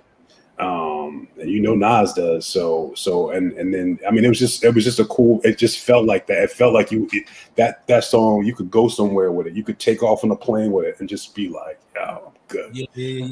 So yeah, I just like the concept, the sound, the feel, everything was great about it. Yeah, man. I could dig it, man. You know, I'm glad that you said favorite, because that's the next question I wanted to ask y'all. Like, what were y'all favorite tracks on this album? Like, if you had to name 3 of your like most solid tracks, the ones that you like the most, what would you go with? I think it's like you said. I'm going from 7 through 15. Any one of those tracks could be my favorite. Okay. Any one of those. Right now, I'm in a Count Me In world right now. I could tell. Yeah. I'm gonna Count Me In. Moments. Yeah, Moments I love. Moments is crazy. I love that one. Moments, Store Run, Nas is good. Nobody. Brunch on Sundays. You know what I mean? That's more than 3, man. So you like a lot. That's yeah, exactly. That's what I said. Anyone from 7 start. through 15. You know what I'm saying? I don't really, and that's what's great about this album. I love having that kind of problem. That's a great problem to have. You trying to pick out what your favorite song is, because from day to day, that favorite can change. You know? Yeah. This is exactly where I was with the first King's Disease, and where I was with, you know, Written Testimony and so many albums that came out that year. Trying to pick out and find what your favorite track is on a consistent basis. Yeah. You know? Anybody in the chat, if y'all want to put y'all favorites or favorite, you could put it in the chat. What you think, Mark? What's your? Yeah, I was because I knew you were going to ask this question too when I was listening. I was like, I don't know why, because I think we talk usually when we do these reviews, are like, yo, which album, which song, like set it off for you. There's no like, I don't know, like I said, I like Nobody. Actually, to be honest with you, I guess it's the lead single, but Rare. That's my joint. Like just the tempo. Yeah. I felt you don't want to visualize this, but I felt myself like dancing. Like I just felt so charged up listening to this album. I was just getting my little 2-step on, and then the kids laughing at me, like really feeling it. Like I'm drinking water right now, so like, but I felt like I was drinking. I got tipsy. Like it was just really dope. Yeah, I could dig it. I think there's at least 2 songs where the beat changes up, and it's Rare's one of them. And The Pressure, and I might be missing another. Count Me In too. It does that a lot. Okay, yeah. So I missed that. Yeah, I don't know what happened, but yeah, like that's I was trying to think of my favorite ones. Even the No Phony Love. Like I love how that song starts. Oh, yeah, I like that record. The way the intro is just crazy. Yeah. I'm like, they could have made a song out of the whole intro. Like. I don't know. It's just you on a ride for real. I mean, he just gets you. This is a great. You could work out to this song. You could just chill to it. You could party to it. You could hang out with the kids. Like for real. Like you get the of course the clean versions, but yeah, the clean versions. But and I got one coming for you, Al. I got a clean version coming for you too. But, I got it. Already. Oh, you got it? Okay. I got it already. But yeah, it's just that. I mean, I really like this album, and I don't want to get too amped about it right now, because a lot of times we just get hyped up, we get gas over the last thing we heard, saying, "Oh, this is the greatest we ever heard." And that's one of the things too. I really got to sit back and listen to King's Disease 1 again, because it's always whatever's freshest in your mind that you really start to resonate with. But this album, I don't know, knocks like just. Yeah. I've listened to it about 5 times so far, and I haven't skipped any songs. I can really let it rock. Even the EPMD joint, like I love how on the EPMD joint, how all these little details, like when Nas comes on, Hit flips the beat. So he just reverses the snares and the kicks. Like it's a real cool technique, but it turns into a different beat. The way he he triggers a sample. So it's just all these nuances like that, like Al said, like this is an album that you can really sit with and be like, ooh, like, so I'm looking forward to, I've done it on the headphones. I've done it in the car a little bit. I want to do it on another set of headphones. I want to do it in the living room. You know what I'm saying? Like I want to listen in different spaces. Like it's really like it's that nuance and that technical. I know I don't know if anybody's Apple user, but I wish they would have put it out in spatial because then it separates all the stuff. It's just so maybe that'll come out. But I'm really gonna sit with it, man. I'm happy. I feel like a kid on Christmas, but Yep. You know, and the thing I like about it too, I know I'm going off topic, but just the sound, you got the old and the new, and it's constantly like just rubbing against like friction and tug and pull, and it's just like you don't know when these songs were made. They could have been made in 93, 2003, or 2023. And that's just like, for me, that's like perfect. That's just what I need. Just time, like, you know, I really think it's going to sit with, I'm going to be able to sit with it just like King's Disease 1. So, man, it seems like the outcome is that we think that this album, all of us, at least here on screen, really, really like this album. And I think that's good. We do have a comment from someone who thinks different, though. Let's go. Triborough Gigolo says the album is okay, but I think Hit Boy is way overrated. Nobody and Death Row East are the best 2 tracks. Triborough, I didn't have to even guess to know that you were from New York, man. Just I feel it, man. And a true Nas fan too. I know you like been rocking from 94 or 96 or whatever. So I appreciate that. I wonder if what he's saying might actually live up to be what it is, you know, years down the line. I don't know. I mean, I feel different right now, but I don't know. I mean, I do like Nobody. And like as I listen more to Death Row East, I like it. But yeah, I feel like we're gonna have these arguments too. Thank you for that comment, Triborough Gigolo. Yeah, I feel like that's gonna as the months continue, we're gonna hear, you know, different opinions on the project. But I like what I heard so far. Salute to you, Triborough. Salute, my brother. No doubt, man. Salute to you.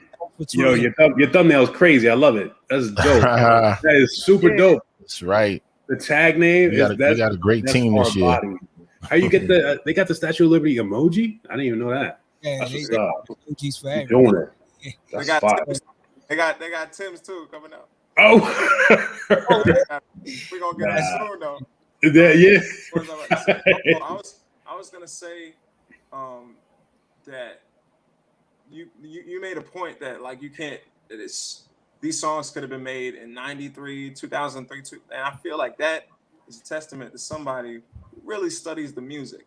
Like part of the reason why I like Death Row East so much is because the beat is very much like, it's very West Coast. Oh yeah. So, but it's done like in his own style. You know, yeah, like I wouldn't think of West Coast like it would be I couldn't see like a Snoop like being a Snoop song. You know what I'm saying? Like it's strange. It's just different enough. Like it's just similar enough that you know that it's an homage to West Coast music, but it's just different enough that it's not like you wouldn't necessarily categorize it as that. And I feel like I don't know whether Hit Boy is overrated or not remains to be seen. But I feel like dude does do a good job at paying homages to the music. You know what I mean? I feel like that's why he can make a song that sounds like it's made in the 90s, because he really does study that music and the tempos of it, the way the drum, the way everything worked, just in the production of that time. So someone who really studies it can imitate it, but also make it their own. No, I agree, man. There's so much dopeness happening with it, man. Like, man. I think what he managed to accomplish yet again is the hope that the millennial audience and the golden age, or what is known to be the true hip hop audience, can actually meet in one space, right, and make something beautiful, right, and take this thing further. you know, and push it forward. And these are some great, between King's Disease 1, KD 1, and KD 2. That is this is the culmination of that. Like that's possible. Right. I agree. Yeah. I agree. I think the level of disappointment that I could possibly imagine with just these collaborations is that from the perspective of, you know, 80s or a 90s kid, you know, there was a point obviously where New York hip hop was just not, it wasn't relevant. It didn't exist. And now even to this day, when you listen to hot, like, you know, 105.1, it's Migos. It's Southern hip hop. It's like there is no New York hip hop anymore. Or at least, you know, saying what we thought it was, that golden era. And we all thought, you know, and many of us, including myself, thought that Nas like had that opportunity to save that East Coast New York hip hop style, or just the style itself. And, you know, in essence, I think that level of disappointment probably is there because this is not typically a typical New York hip hop album. This is not MOP, you know what I'm saying, in 2021, or, you know what I'm saying, this is, you know, so in essence, when he's going down south to like a trap beat, or he's going out west to you know, to a low style beat, or you know, when he's going with basically a gospel record, this is not how we envision non-saving New York hip hop. So I can definitely appreciate that level. But you know, it's just with the times, it really is. It's just like when you look at the trends, like a lot of these albums now that are out, that are hot and popping, and I really think are dope, are not really regional albums. They're just amazing works that really have no time or place. You know, because I think that can actually limit an album and its growth and how many people it touches. So, you know, Nas realizes that, Hit Boy realizes that, and that's the direction they're going in, whether you like it or not. But I think that's really what I can, you know, sense, you know, if there was a level of disappointment, it's like, where's Premier? Where's Pete Rock? Like, you know what I'm saying? But you know, saying, like, it's just, I mean, it may happen at some point, but just, you know, it's just yeah. With this type of production, I'm not even thinking about those collaborations anymore, honestly. You know, I don't really need to, because I'm already getting that with Hit Boy. You know what I'm saying? For that one, and to answer Triboro's question, he said, "Do you guys think Nas is chasing another Grammy with this album?" Yeah. I don't think so. Yeah, me neither. He doesn't need to. The Grammys should be chasing him right now. And I think he's at a point in his career where I'm a billionaire, bro. I'm a billionaire. There's nothing about this game that I have to chase commercially to try to do this so I can get another Grammy win. A Grammy was just basically like a hat trick on his career. Yeah. You know, but it was the mic drop. I wonder if, because he won the Grammy for this album, if that had any impact on him and Hit Boy saying, yo, let's do this again for KD2. Because I don't think so. I don't think he's chasing a Grammy, but I this is the first time we're seeing Nas do a sequel album. He's never done a sequel album before. I see what you're saying. But at the same time, he's never worked with one producer completely neither. So except for Kanye, I'm messing up. I guess I thought this was, but as far as a full length project, Kanye is the only one he's done like a full produced album project with. I could see how someone would think that, but it doesn't really come across that way. If it does, it doesn't come across as formulaic or cookie cut and say, hey, let's use these kind of tracks from the first one, and let me just try to do this and try to do that to try to obtain the same success. You know, I really personally think is the, you know, whether they win another Grammy or not, I don't think they really care, you know. Yeah. Well, we lost J Red. I guess he'll come back in. You know, this is a good time, Mark. It seems like your screen is getting a little blurry too. I don't know if you want to come back in. Oh, okay. You know, or just adjust your screen. But we just lost. I don't know. J Red came out. I'll come out. You can come back. You can go and come back in.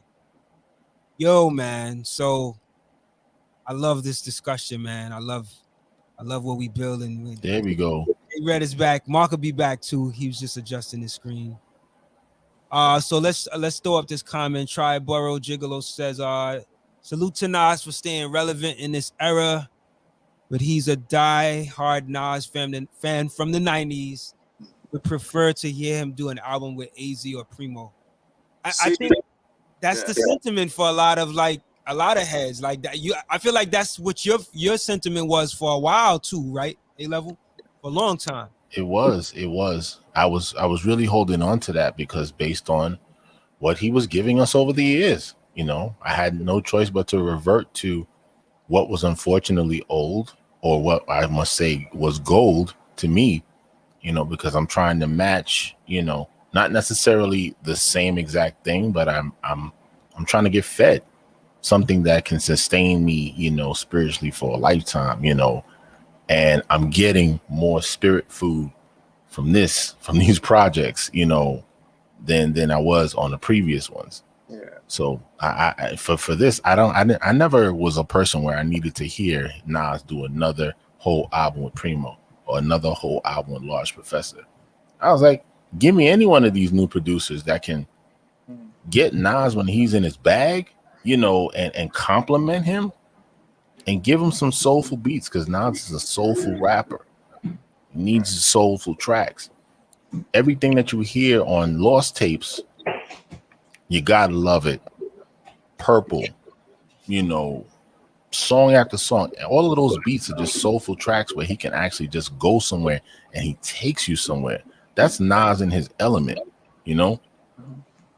And Hit Boy, you get all of that with Hit Boy. Because I was and more. I was gonna say, yo, Todd De Niro, yo, 123. Yeah. What up, son? What's up? De Niro, shout out him. I was gonna say, like, because I love Primo as much as anybody. But I will say that, like, that's what I'm saying. Like, there's certain songs on that album where there's scratches, there's there's sample chops, like this kind of the way that Primo would do these things. It's not exactly the way that Premier would do them, but it's nods, it's homages to that. And I feel like that's something that he does, that Hit Boy does well as a producer. Yeah. I remember this.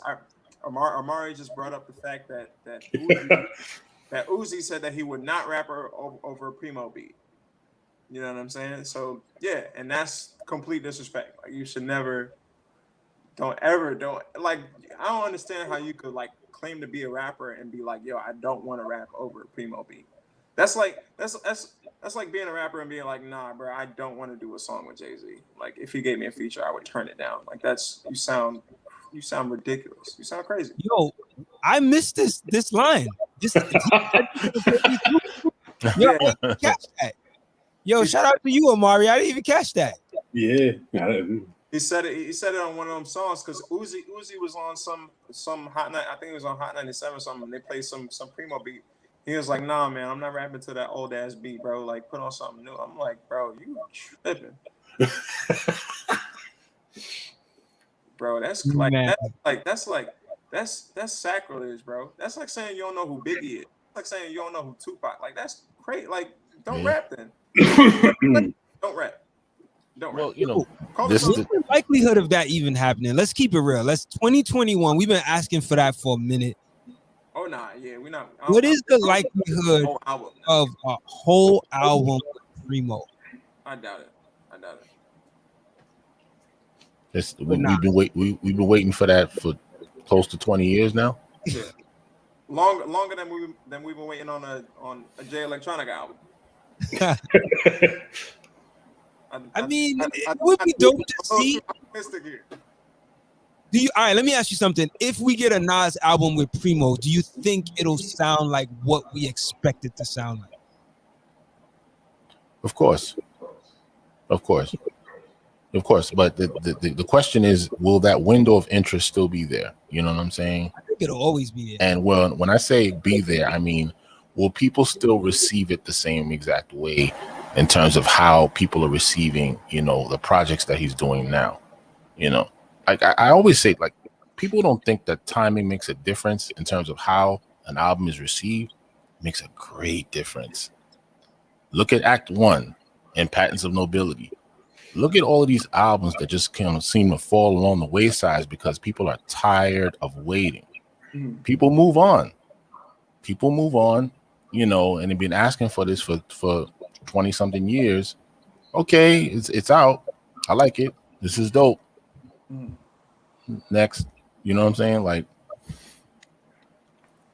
how'd y'all feel about the Hit Boy feature where he's actually rapping? Is that him, right? He's rapping, right? On Yeah, I've heard him. this thing, right?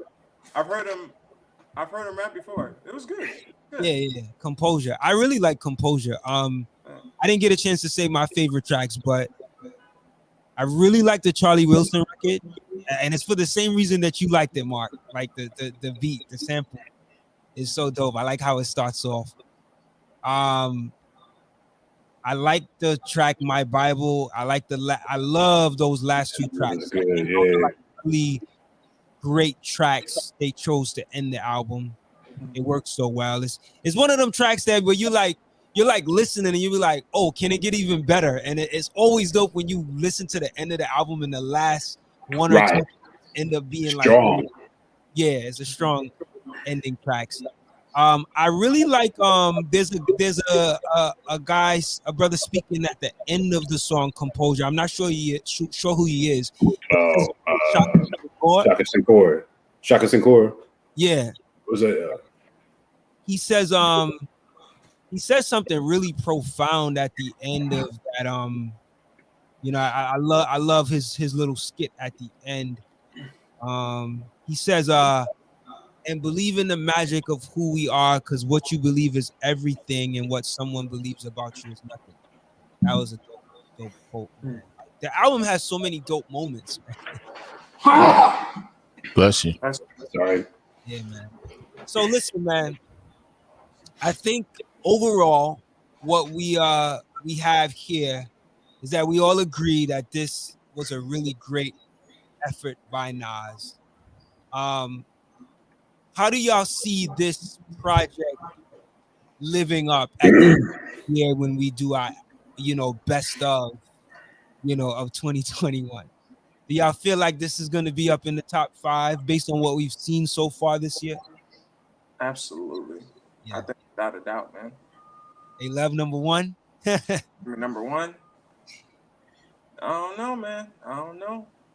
What competition does he have? I mean, we got J. Cole, Kanye. Whatever day he decides to release that album. Yes, he's supposed to be dropping that on Monday. Nah, he just pushed it back again. Like, yeah, to the 15th. That's all right. Yeah, I know. Krill can't wait, but I can. Yeah, I'm looking forward to it. You know what's dope? We were talking about this when we did our joint on Clubhouse. The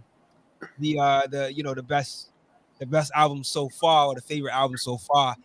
I would love to see Sky Zoo's album. I know I might be reaching, but I would love to see that. That would be dope. That would be so dope. Yeah. I don't even know if it's possible, but I mean, I know Ninth Wonder. I'd be so happy for that brother. Oh, right. Yeah. He's been grinding. Yeah, so that would be dope, man. That would be dope to see that. But I mean, outside of I'll say this: if we're looking at the types of releases that we've seen gotten the Grammy nod for last year, if it's in that same kind of vein, like we had the Royce album, we had the Freddie Gibbs Alchemist album, of course, King's Disease, and we had what was it? It was like a couple other the D Smoke album, and there's one other one I missed. But yeah, I mean, like those albums are like in that ilk of what we would consider quality hip hop album. But if the Grammys stay in that vein for the best rap album, I don't think there's much competition at this point. Yeah, I mean, I hate to keep saying this. Hanukkah drops another album. I feel like I'm like beating this big drum in the bandwagon, but that Tyler album is going to be nominated, man. I'm sorry, I'm not an Odd Future fan. I'm not, but it's going to be up there. It's in that vein. That album is It's a complete album. So we got like 3 albums already. So that's not too far off. There's the Tyler album, because it's usually like 5 albums, right? They get nominated. I feel about like 4 right, or yeah. 5. Yeah. So we got Tyler's album, this Nas album, and J. Cole's album. yeah. I think those might be the 3 so I far. don't know, man. I feel like Kendrick might Kendrick might come through, right? he might drop something. I heard like one song with him and Word. his artist Baby Keem, and Yeah. was Shout out hard. to Baby Keem. yeah, Baby Keem is hard. So Yeah, he's dope. I feel like something. Yeah, I could agree with that, Triborough. Yeah, it does feel memorable. Yeah, But- no, I agree. I mean, that is also, I mean, are is there One Love? Is there a Memory Lane? You know what I'm saying? It's like, you can't really say that. And I also think too, like his actual bars, his actual verses and performance, like, I mean, some of them were like a little loosey-goosey in terms of like just the central theme. But I mean, it's all quality work on his behalf. But I didn't feel like there was. I mean, I guess maybe I probably have to listen a little more. But I didn't feel like there was, even like a Car 85. Like that's a real song. You know what I mean? Or I mean, with a real central theme. Blue Benz. That's another one. Yeah. Just, I mean, it's just like, it's really like written like prose. So I didn't really, I can't really think off top, but there weren't, even with a song like My Bible, like that could have been a little more cohesive. Of course, it was that religious feel and you had that theme to it, but for him he could definitely connect those dots. You know what I'm saying? Like, again, I go back to this, verse 3 of I think it was verse 3 of One Love is basically like a scene in Belly. So, you know what I'm saying? Like we're talking about a poet, like a real poet who could really put some bars together to equal more than their sum. So I agree that there wasn't that I think the album together was definitely as a project was very cohesive, but the tracks, if you tease them apart, I think some of them could get left by the wayside over time if they're not presented in that right context. I see what he's saying. And I wonder, if it's because it's where Nas is at. Like, it's later in his career, because when you think about Nas's memorable tracks, to me, you're thinking obviously Illmatic. You're thinking maybe a few tracks from It Was Written. I Gave You Power. It was like you can't. Yeah. This was a perfect song. Right. So it's that's an interesting, thing to think about. Like, I definitely ran through my head with this one. I think he might be right, and I think it would be the same for King's Disease one. It's while the tracks are dope, how much are we gonna remember them years from now? I think he has more forgettable tracks on quite a few other albums. Oh yeah. He has forgettable tracks on Streets Disciple, lots and lots of other albums, man, that's forgettable. I wouldn't worry about King's Disease too much, Yeah. I take the tracks over King's Disease any day over a lot of those other albums, yo. I think the King's Disease series will make it even more memorable. Like the fact that it's I think what makes it memorable too is that it's a Hit Boy production. The other factor that will make it more memorable, if we had to think about that concept of it, standing the test of time, is the fact that it was the first Grammy Award winning album. So from that perspective alone, it'll help. But I do understand what you're saying. Shout out to Umo. Big up, Umo. Thanks for tuning in, man. Umo. So, what's up, brother?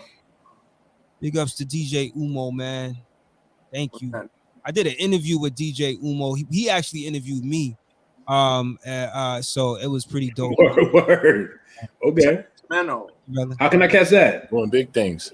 That's Okay. I'll send you the link. I think the link All is still up. Umo, I think the link is still up, right? I think that link still works, so I'll send you the link. Yeah. Yo, Umo, he was a jerk, right? He was late. He was rude. He left early. Came back. He cut you off. He's like, yo, I saved souls, son. Bro, hell. Yeah, word up. Amari said, I can't front. There's been a lot of dope albums that came out this year. Yup. And then he released a dope album too. Shout out to Amari Mar, man. Put out an album this year as well. So yeah, man, you're right. I feel like from the perspective of just like the underground, the independent scene, no question, in my opinion, it's a lot of dope records that came out this year. Triborough said that Evidence is Unlearning Volume 1 was dope too. Yeah, that was a dope album as well. That is sick. Yep, Just Sky sick. Zoo. Yep, Sky Zoo, definitely. Yeah, A lot of people, I know a lot of people, I haven't really sat down with it, but they say Banks is joint. And Ransom, I think that's a shorter album, but Banks and Ransom definitely got some heat. Oh yeah, Ransom put out 2 projects this year. Yeah. Oh, word, okay. So Umo said, shout out to Jansport J out of the LA area. He produced some tracks for Nas's new album. Huh? Break that down. Yeah, I heard that too. I forget what his album did he like have co-produced? Yeah. See, I don't even have. You know, we living in this digital age. Back in the days, we would go. Yeah, I forget what song it was. I just heard that. There's no more liner notes. Yo, Umo, which tracks did Jansport J contribute to on this album? I would definitely like to know, man. That's the other thing we don't think about is like other contributions, right? Like other production contributions. You know, because albums tend to not just be 1 or 2 people. There's other factors in terms of the production. So that's good to note. I didn't realize that there was some other contributions in that way. Shout out to Triborough G says that will this rebirth of Nas make other rap artists from the old school release new music? What y'all think? They have been. I mean, even before this, I know, because last time we were talking about albums, Public Enemy had dropped. Yeah. So, I don't know how much of an impact it'll have. I mean, I think it could only do good. Yeah. I don't know though. I don't know. I think there's also there's a disconnect between just the music, and I feel like that's why this album these albums from not like this King's Disease series from Nas is so impactful because like we've just been saying that it's bridging the gap. But he did raise a question, like a good point, the rebirth of Nas, which in a sense I don't see this as a rebirth. I don't think this is a rebirth. You know? I see where he's going with it though. Like this is something new, like this whole Hit Boy, the sound. I think what he's trying to touch on is what I was talking about earlier. What's new is that you have a connection between young and old. Right. That's what's new about this entire feeling here. You have a connection with Hit Boy, who's a millennial, and you have Nas, who is a legend of the game, still making music, and they managed to come together and create something great. That's where the hope is, and that's where the hope lies. I feel maybe rephrase the question, how is there hope for the hip hop community to move forward with this kind of connection? If you have old school artists, as we say, and new school willing to come to the table and say, old school, I'm willing to expand my horizons, and new school more so, I'm willing to receive a lesson and I want to listen and I want to keep an open mind and possibly learn more things, then we can have a beautiful thing. Yeah. Amari said we need a new album from Rakim. Still waiting on AZ's Do or Die 2, a new Slick Rick, and Ray's supposed to drop OB4CL3. Yeah, I think those projects it would be cool to see. But I feel like those projects were planned in either way. You know what I mean? We were gonna get them. But I like it. I like the fact that yo, that would be crazy. What's the likelihood that we get one of those albums before the year's up? I feel like we could get Do or Die 2. Yeah, AZ. Or OB4CL3, the Purple Tape 3. Yo, what y'all think about Purple Tape 3? Do y'all think that it could live up to, it could do it for a third time? Because I think Purple Tape 2 was awesome. Like it definitely delivered in terms of what we wanted. But that's a whole other conversation, man. But I like the movement. I think it's dope that Nas at this stage in his career is able to do records like this, you know. To me, Jay-Z's always kind of has done that too. Like he's one who, to me, every time he releases a new album, he really pushes the bar. And that's another guy we're not talking about right now. Yeah. That's another guy who can come out of nowhere and drop an album on you. Yeah, he's the one that would do it. And he has been on a run lately. Everything that he's been on, he's been destroying. That Nipsey joint was crazy off the Fred Hampton soundtrack. Oh yeah, but yeah. I mean, the beauty about Jay is he's still listening. He keeps his ear. I mean, it may not be him, or maybe it be somebody else, but he's definitely on it. Like he's up on everything. And that's important. Like Al definitely brought it, this concept of just the older MCs continue to expand and build on their craft, not by doing the same thing over and over again, but just becoming to the now and evolving. That's the greatest artists, Miles Davis, and I've been on this, I've said this before, but they're never standing still. And then the newer artists to go back and listen to the foundations, you wouldn't have Hit Boy. I don't think he would be making this greatness, not to overrate him, but I think you get an artist like Hit Boy who knows the principles of 80s and hip hop. You couldn't make a West Coast record, what I'm saying? He's a student of all genres and all eras. So it's you said, Al, you got to have this meeting of the minds where the old school is ready to really push forward to the new school, and the new school's got to really understand the principles of what, understand the blueprint, for the lack of a better term. So it's a constant dialogue. Yeah, it's a constant dialogue. And that's, we always talk about where do we lose the generations or who's at fault for the quality of music nowadays, but that's what it is. It's a continued conversation. It's not just, oh, I don't listen to the new stuff anymore. They ain't got nothing who's this? I won't rhyme over a Primo track. You have to be flexible both ways. When a Lil Uzi says I won't work over a Primo track, and then or Nas says I won't do a record with a Boogie or whoever. That's where we lose. I think it's healthy. It may not work every time, but it's just at least that. Not every genius or not every great artist wins every time, but that's the thing. You got to take the chances. That's how that's the point of it. Is to you got to have some failure to really get to that next level. So, yo, Umo said that the song "Moments" and "No Phony Love," was helped to be produced by Jansport J. That's what's up. Yo, I'm gonna go check for Jay. I've been hearing Jansport J's name going to. For a minute now. I gotta go check out more of his music. That's what's up. Thanks for that info, Umo. Appreciate that. Yeah, shout out Sam. Shout out Jansport J. That's fire. Yes, man. And those are one of my favorites. Those Moments was great. Yeah, man. So listen, y'all. We've been talking about this Nas album for a minute, and I know we spent some hours on it, which was needed, which is what we set out to do anyway.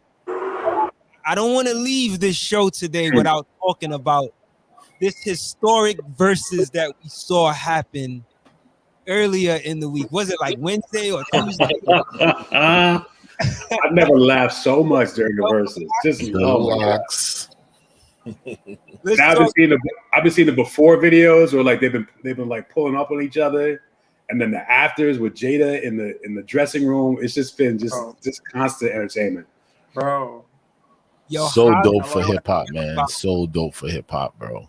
You know, to see that on a stage like that at Madison Square Garden, you know, the Clash of the Crews, Clash of the Cliques, and they even added some WWE flavor to it.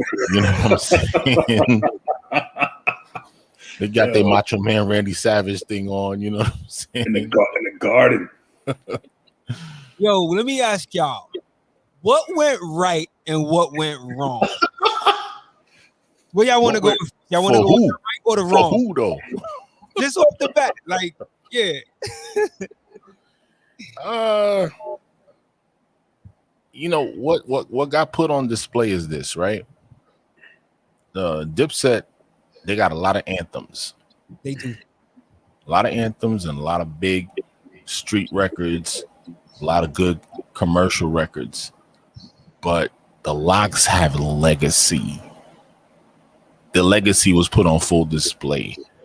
If your first introduction to the game, first big record is the Benjis, and you're on a track with Biggie and probably one of the greatest beats ever made, and they're killing that, they could just play that and finish the Dips. You know what I'm saying? Like that quick.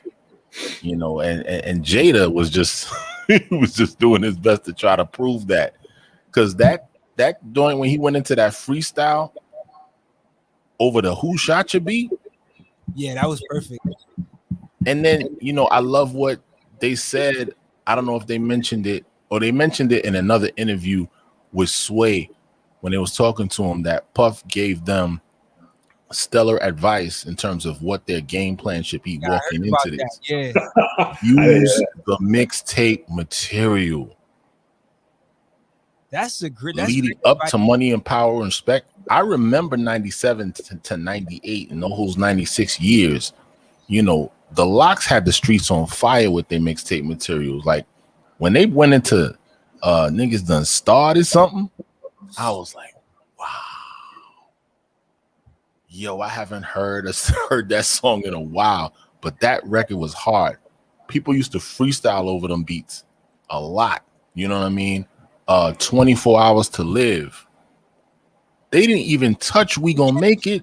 They didn't even touch that. Yeah. And it didn't even take that much to show who we are and who they are. You know what I'm saying? Yo, I heard they might have they were supposed to bring Mace out. That would have been crazy. The Locks bring Mace out? That would have been sick.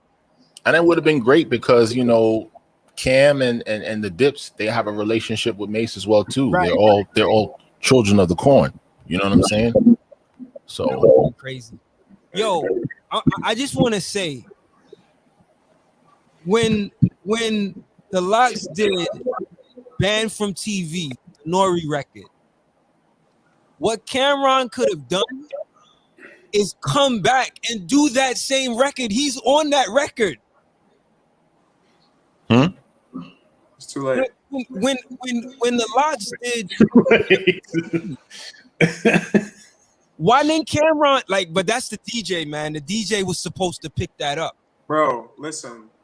Cam could have done his verse on that record. It would have played just like this. I'd have been like, yo, because he said it when they came on with the record.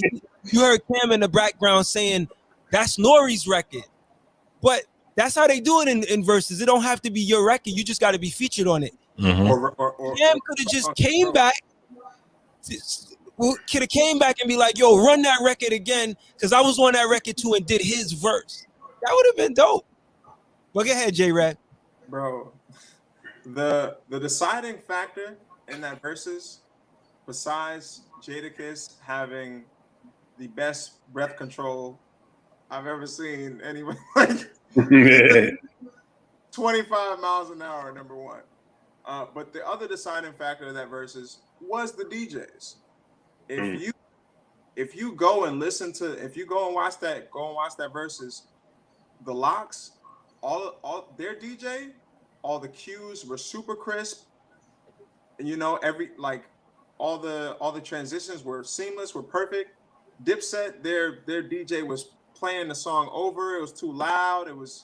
The timing wasn't matching. Like it was just, and that's what really, that was one of the things that really threw it off. And also the songs that they selected I was just like, why would you, like, even like the songs that they started off with? I'm like, why start off with like timing is everything. Y'all got so much better songs than the songs that y'all like are choosing to play right now. Like these songs are weak, and y'all are going up against the Lox and Jadakiss's whole catalog, bro. Whole catalog. Crazy banger. Like you got to bring out the hardest songs that you got to go against them, bro. They definitely, shout out the comedian. They definitely did give Dipset the work, and I'm tight because I love. Bro. Harlem. What's it like in Harlem right now?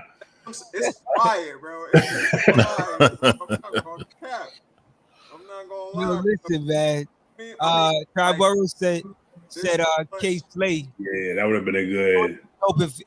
That would have been nice. K Slay would have did it, man. Yeah. Anybody, and yeah, like their mixtape stuff is so crazy. I'm like, and even their freestyles, like you ain't do like the booth freestyle. You ain't do. Oh yeah, that's right. Yeah. Like this, you got so many classic freestyles that y'all could have did that. Everybody knows, like y'all could have did them. Let me ask y'all though, do y'all think that if Dipset would have went in their bag and they would have organized the right songs, do you think they still had a chance? Hell yeah, absolutely. They would have had more of a chance. I don't know if they would have won, but they had more chance if they had the right song selection and the right DJ. Yeah. And Jewels wasn't wearing that outfit. We got roasted. Oh boy. And what's crazy is that's what made it worse, because Jada was clowning him. Like he was with his back turned. He was just saying. Did you see how he came? Like, look at the way the Lox came out. They came out. And if you just look at it, if you look at Jada in the beginning of the verses, he's extremely quiet. He's not saying nothing. He's like he's like mastermind getting ready. And then when Cameron starts to talk, then he starts to respond, and then you hear him. Like that joint was orchestrated. Like they knew, and they said they were coming for war. You know what I mean? They knew that they were coming. Yo, this yeah. They really approached this that like, we're not here to celebrate nobody. We're doing this gladiator style. Like, we're not. And Sheik Luch, he set the tone immediately. He was like, y'all buns, y'all. He was like, before they even started, he was like, yo, I can't even say the word, but he was like, yo, off top, he was like, yo, we ain't here to play. Like, this is real rap. This is real hip hop. We really here to battle, y'all. I don't care if we know each other. It's on site, bro. And they smell blood. Jada smelled blood, and that was that. Got in his bag. That was that. There's so many moments in this verses, man. Like, what? Let me ask y'all, like, why was this verses between the Lox and Dipset so impactful for hip hop? For so many reasons, man. For also just being like that, like that authentic, like New York hip. You know what I mean? Like when you think of like people, like when you think of Jadakiss, you think like someone in like the Lox. You think of like staples in hip hop. When you think of the Diplomats, you think of like staples in mixtapes and freestyles. You know what I mean? You think of like and just like cultural movements. You know what I mean? Like D Block, Dipset. Those were cultural, like those were like moments in time, like landmarks in hip hop. Yeah.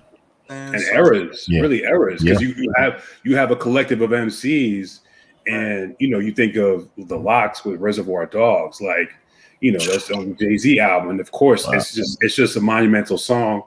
Going to band from TV, and then you end up to Dipset, where it's basically sort of like the end of the Rockefeller era. So it's like you're going from like mid 90s up to like the late 90s, early 2000s. So you really got a whole decade of New York hip hop in that one Verses, you know. So I mean the Lox, they crack songs with Mariah Carey and J-Lo, and you know that was part of that was on their set list. You know what I'm saying? So they really like had it on lock. That was like the funniest. Yeah, that was like the funniest moment for me, or one of the funniest moments when like Jewel said, "Oh, the Lox ain't got no songs for the ladies." Like you forget. Mariah Carey, Mariah Carey, J-Lo, and Mary J. Blige. What? Like even Sheik went into his girl song. You know what I'm saying? Yo, come on, man! Like, yeah, that was a wrap. That was a wrap. It was dope though. And you want to talk about eras like what Mark was saying, man? Like, these are guys that transcended the culture of the mixtape success. You know what I'm saying? Like that whole era where they were making a transition from leaving the whole shiny suit era, from Bad Boy going into the D Block. They were releasing mixtapes, you know, through D Block Records. Like they were releasing more mixtapes during that time than they were actually putting out albums. And then you have the Dipset coming off of the whole Rockefeller success, which catapulted their own success, and they formed a culture from that. So the hardest things in the streets was really D Block and Dips. You know what I'm saying? Like, yeah. So to see that, you know, go against each other, or even just get celebrated on the one biggest stage, on the biggest platform right now at our times right now, it was just phenomenal, you know. Yeah, I agree with that, Triborough G. Yeah, this was dope for the new generation, man, to show them how it's done. I think this Verses definitely set the bar for hip hop Verses to come, and not just any hip hop. Like, if it's like, you know, that New York hip hop, like they gonna have to come harder from this point. MCing. Yeah, it's definitely going to do that. Amari asked the question on what you guys if it was a Lox versus State Property. That's an interesting Versus. Do you feel like they would have an edge though over Dipset, the State Property group? With Beanie, Free, Young Guns. I think it might be on the same level, but I don't know if State Property has enough records like that. Yeah, like Dipset has more. I don't think State Property has records, but I feel like content-wise, they might. Yeah, but Beans and Free could go in their bag. Right. Lox versus State Property would have been even more interesting. Yeah. Just off of the simple fact between the two alphas of both of those groups. Right. Between Jada and Beans. Yeah, Jada and Beans traded disc records before. Throw your hands up and go back to back on that. Yeah. Wow. Oh my goodness. Wow. Rock the mic. Imagine even Petey. Oh my God, Petey is so nice. I would like to hear what Petey sounds like now. Petey or Petey Crack. I would like to hear what his. There was a split second, man, where Petey like I feel like Petey was coming for Jay or something. Like they were on some songs together, and Petey was like, you know, he had his own delivery. Oskino was not Oskino. Like, I mean, I feel like they like State Property was more of that like underground kind of like you really had to dig, you know, into like they were not on so much of a commercial level, but their skill was like, you know, unparalleled. Right. You know what I'm saying? Like Sparks with his little kind of witty hooks and stuff, and Neef. I thought Neef was a beast. I thought like Chris and Neef. I thought Neef was a killer. Like, I mean, just the way they got on some records too, you know, and the pace that they rhymed at, and they were just I mean, they were just smooth and cool, but also like just vicious. And then Chris probably had the most appeal. You know what I'm saying? Like, I mean, he got on a couple of J records and kind of had that a bit of a crossover appeal. Just never really happened. But they had some hidden talent there. But you're right. Like once you get in that arena, you got to deliver. Like J Ray said, you got to have the transitions got to be right. Everything you got to really approach this like it's like you're producing another album in terms of like how we going to hit them and how we going to move. So you got the best talent in the world, just how it lines up. And I was watching an interview, and Sheik said that they rehearsed. Right. Yeah. It looked like they put time into it. Yeah, you know they weren't even trying to rehearse. You know what I'm saying? Yo, they said that Cameron, there was a possibility that he wasn't even going to show up. Like something happened, but I think when the announcer came out and he heard his name, he came. I forget what it was exactly, but he might not have, maybe he might not have shown up at the time that he showed up or what. But I mean, I think it worked out well in the end, you know, where, you know, we were appreciative of what we got, but definitely could have been more on Dipset's part. But I do think if we do see if a state property versus were to happen, or if that had happened, I think Beans and Free would be animals on the mic. They would come for it. Like that was interesting to see. People don't really understand how many big records Beans had. You know what I'm saying? Throw Your Hands Up. That's another big record. The 1-900 number. Even though what we do is wrong, like Ray Hugo in the chat brings up a good point because there was, I mean, I feel like Dips. I mean, I feel like State Prop doesn't really get the recognition for really like keeping Jay in the right, like keeping him dangerous. You know what I'm saying? Just like there was really, I mean, there was a point where Beans was, you know what I'm saying? People were scared of Beans. Because he you know, he's really about it lyrically and physically. He didn't care, and all these guys, they really were like they were holding it down for the Rockefeller movement, and just you know whatever happens, it's a shame how things fell apart as they did. But I think they really have they owe some credit for how Jay-Z kind of held it down in the 90s and the early 2000s. Yeah, man. Compared to Beans, you whack. shout out to Nas. Mm-hmm. That was a line. Yeah, that was what's up, man. I forgot about that shit. Yeah. Yo, shout out to Beans, man. Did y'all catch the Drink Champs? The Drink Champs episode? That was a great episode, man.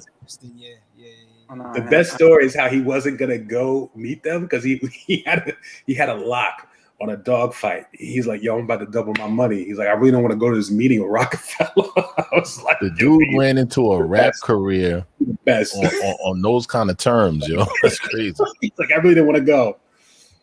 I had sure money on Mikey the dog. Stupid.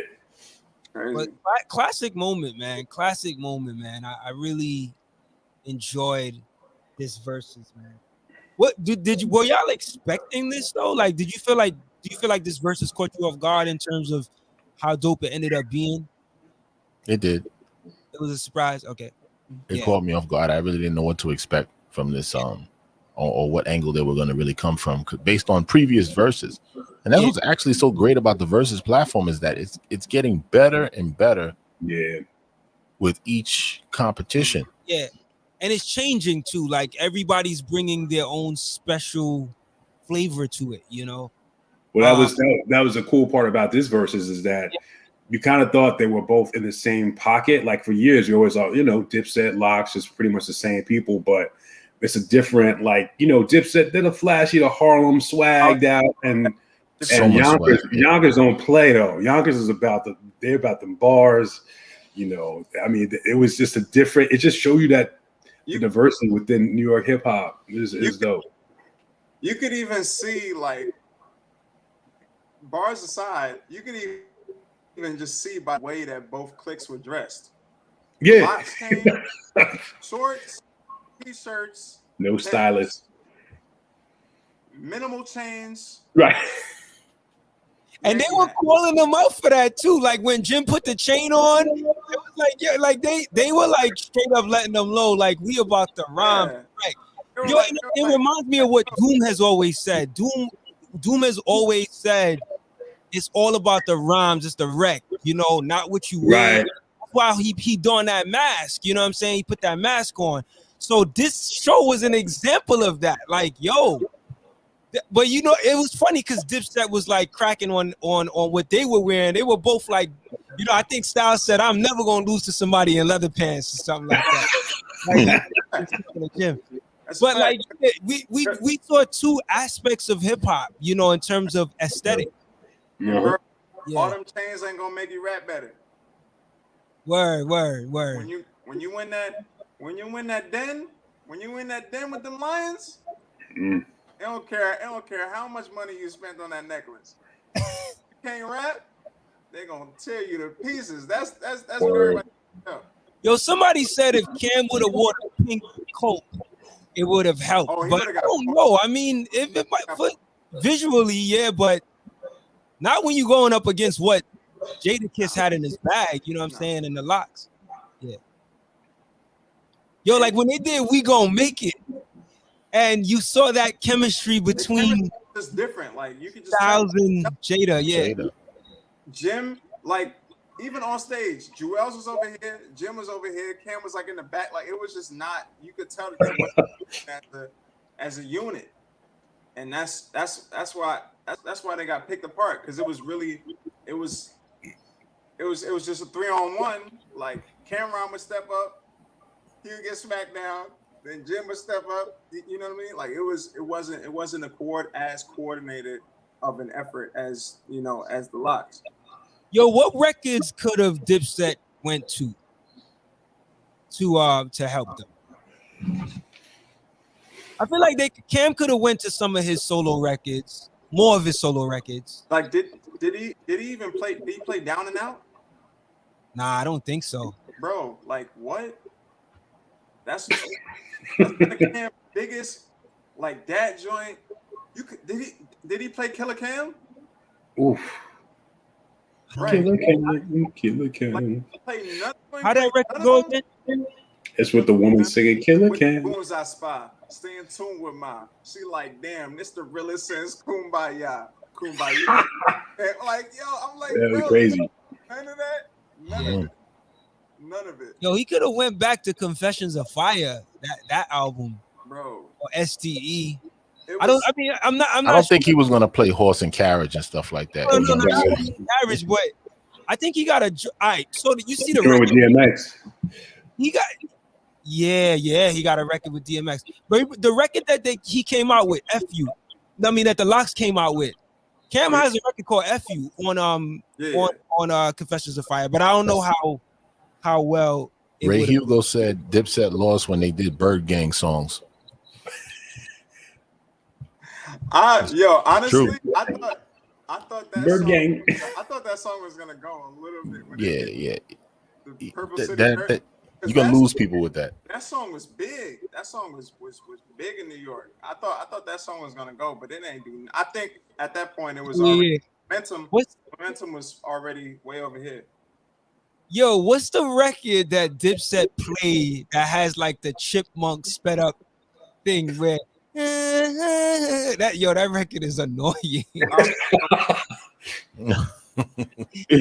Chipmunk singing and stuff like the sped up vocal, man. I think there was a point in time where they kind of burnt out the whole time with the heat makers, man. You know what I'm saying? Like that whole sound just kind of it didn't last too long. It fizzled out, you know. And it didn't age well either. When that record came out, I guess it was like you said, it was good for the moment, but like hearing it now, it's like didn't age well. It didn't sound like the sound quality that was coming from their music was high quality. It wasn't on par with the sound quality, just the sound quality. It sounded like they were playing it from like the computer or something. Right. Like, it wasn't on point. And then to top it all off, streaming it. You know what I mean? Yeah. Exactly. And then to top it all off, Freaky Zeke Sit Oh, he down. said it was Santana. Yeah, Sit yeah, down, yeah. Freaky. Freaky, what is you doing? That's what he does. He's singing. He doing all. He just looking crazy. He yelling on the mic. He said, "You look like that member from Drew Hill, yo." You know, There was a lot of snapping. It felt like you were in a barbershop, yo. Like, Great. That was it. that's what was dope about it. That's Yeah. it. You thought like something was going to happen. Like it's like tense, and that was And added those, to the and theater. those were some good gladiator tactics, because this ain't about you just coming out and saying what you about to rap about. You Me performed. just kind of throwing in that gamesmanship, that whole sportsmanship thing to kind of throw you off your game, you know, Right. might trip you up, yeah, get inside your head. You know what I mean? Because yeah. that was, That DJ was dope, man. I think what's his name again? DJ Technique or something like that. I forget his name, but the Lox's DJ did his thing, man. Yo, Jada was like, "Yo, y'all got grams. We got we got Grammys. Grammys. We got Grammys. Yeah, Y'all yeah. got grams." man. Oh, Yo, but overall, I gotta say, man, one thing I gotta say I'm happy with that it didn't get crazy, it didn't get violent. Like I love the fact that it ended like that. Even though there was some moments there, like with the beach chair and Cam kicking. Well, that was all staged. That was all staged. Right. They even said that. Yeah. But it was good that it didn't get out of hand, man. That's like the biggest thing I got from that. That they could, because they gotta go on tour. Like they gotta work. You know what I'm saying? But yeah, man. There's actual footage with Yo, shout out Kai. Yeah, technician is the DJ. Good looking Kai. Yeah. What up, Kai? Yeah, there was a time when you had you see Cameron and Styles. They were on IG or somebody else's IG, and it was kind of hugged up, and it was like, listen, we said from the beginning that we was gonna make it chippy. We was gonna make it real chippy. We was gonna make it interesting. So yeah, all of that stuff that y'all seeing, no, we really don't have beef. That was just all for the stage. Nobody was gonna be fighting. We ain't trying to mess up our money. We ain't trying to mess up no shows. Show promoters, please book. Exactly. Cause yeah, if you get violent or if something happened at the show, now that messes everybody's money up. When really they could all get a bigger bag together now. Right. If they go on a tour, if they're going to Dipset versus the Lock, like if they do that, that's a automatically. You know. In the street, you take somebody do-rag off and throw that joint on the floor. That's going down for real. Nah, it's violent. But that is gonna happen. The tour. There's a rap superheroes tour. Mm-hmm. Yeah. You can find the verses. Umo said he might have missed it, but you can find it on YouTube. You can search for Locks versus Dipset, but usually it airs on. I think it airs on Apple TV and also on Instagram, where it initially started, like IG Live. So you gotta peep that.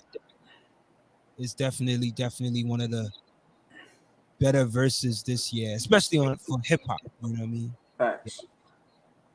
Yeah, definitely man. one of the most entertaining by far. Yes, for so many reasons. Like I really like the Ghost and Ray one too, man. I think that's still my favorite. But yeah. Just from the content value and song for song. But yeah, this Dipset last one was just pure entertainment, man. It's just it's so funny. Oh, word! Kai just said that state. He says, what's so crazy? State Property and Dipset are going on tour with the Lox. Is that true? Yeah, it's the Rap Superheroes tour. They're not coming to New York though. It's like Atlanta, Houston. Even if they came to like Philly, that would be dope. But Chicago. It's like September to October. It's like maybe 7 or 8 dates. I'm like, yeah. Right. Yep, get a bag, man. That energy's crazy. It would be, oh man. Yeah, I don't understand. They're not. They're like doing Milwaukee and I don't know, San Fran or something, but no New York. Not New York. No New York. No Philly. I don't make no. It always happens. They always. What's up with these tours skipping New York? I don't understand. I guess they're trying to reach the people. They figure New York already knows what's up. So yeah, they figured the beginning of the tour was the verses, right? Exactly. Yeah, that was a jump off. I guess so. Yeah. Yeah, man. But I'm excited to see what comes next, man. I just hope that if there's any takeaway that MCs can take away from this, like, yo, I would love to see a KRS versus. I think Amari said this earlier, like, Mhm. like Big Daddy. and Big Daddy Kane, right? Yeah, Or even Rakim, man, or Big Daddy and Rakim. yo, But I would Kane's love still rocking. man. Kane's still rocking. Kill it. I don't think too many people actually want smoke with Chris on stage. Not at all. For some reason. But he would make it a battle. He would make it a battle. I know, right? Like, yo. Guys are saying it. I hear Kane saying it, but nobody really want it. You know what I'm saying? Like, and he knows that. Chris knows that. He knows there's nobody really. I mean, that's just how that's in his mind. He's like, yo, nobody can do it. Yo, but just think about what that would mean for this generation. Like, he's stupid. Versus is so like highly watched, right? There's so many people watching it. Like, for them to witness a show like that, you know, I mean, KRS's touring has been touring throughout his whole career, but like for them to witness it in the verses, it's gonna reach a lot of people. And so that, like, because I think the closest thing we got to that was just the other day with the Locks and Dipset in terms of what Jada did, but KRS would take it to a whole other level. Right. You know? Yeah, man. Yeah, Krill, you got big up DJ Umo, man. He's saying A-Level versus Krill versus joint. That's funny. That's cool. I think we've had our verses already. Right, exactly. Like, I'm sure Mark can speak to that, right? There's been some uncomfortable moments, yeah. Yeah. I was like, yo, Krill, we got to make it chippy so Mark feels uncomfortable. It's like, all right, all right, let's do it. Yo, Ray said the Bridge versus the Bronx. Interesting. Yo, that would be something. The Bridge versus, rest the Biz Marquee. But I mean, like, Juice Crew, you got, just Master Ace and Craig G alone, and Kane, of course. Wow, yeah, that would be interesting. Yeah, now, could you do? What could you do? I mean, you'd have to throw Chris in there then. I guess D Nice would have to DJ. It's Chris versus the Bridge, bro. Right, exactly, pretty much. Yeah. Freddie Fox, you gotta get Freddie Fox in there. Get Just Ice. Get Just Ice in there. Ice, Miss Melody. Yo, man. Listen, man. I had a pleasure building with y'all tonight, man. This was nice, man. Yeah. We'll do this again soon, man. Love. Before we get out of here, man, any closing thoughts about Nas or this Dipset and Locks thing? Anything y'all want to say? Man, just keep it coming, man. Just keep it coming, man. I'm having fun right now.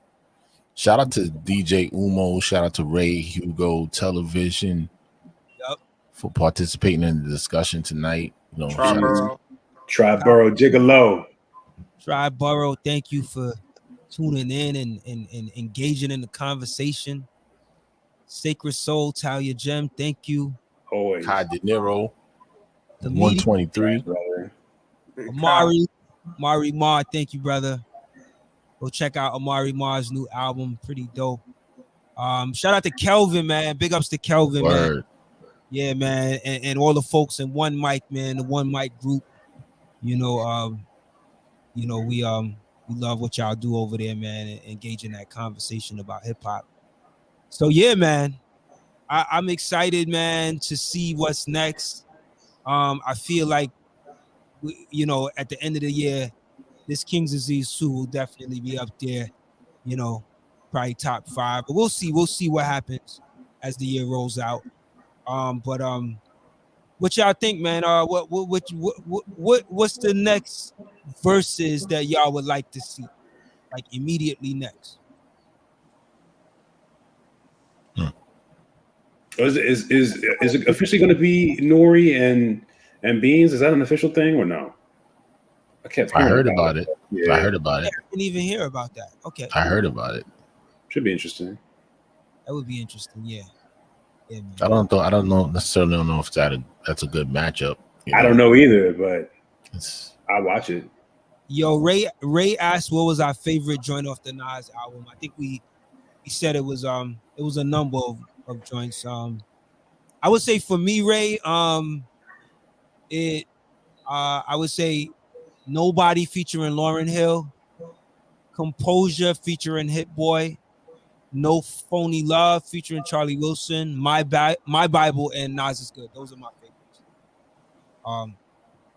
And you guys want to say it again for Ray? Moments.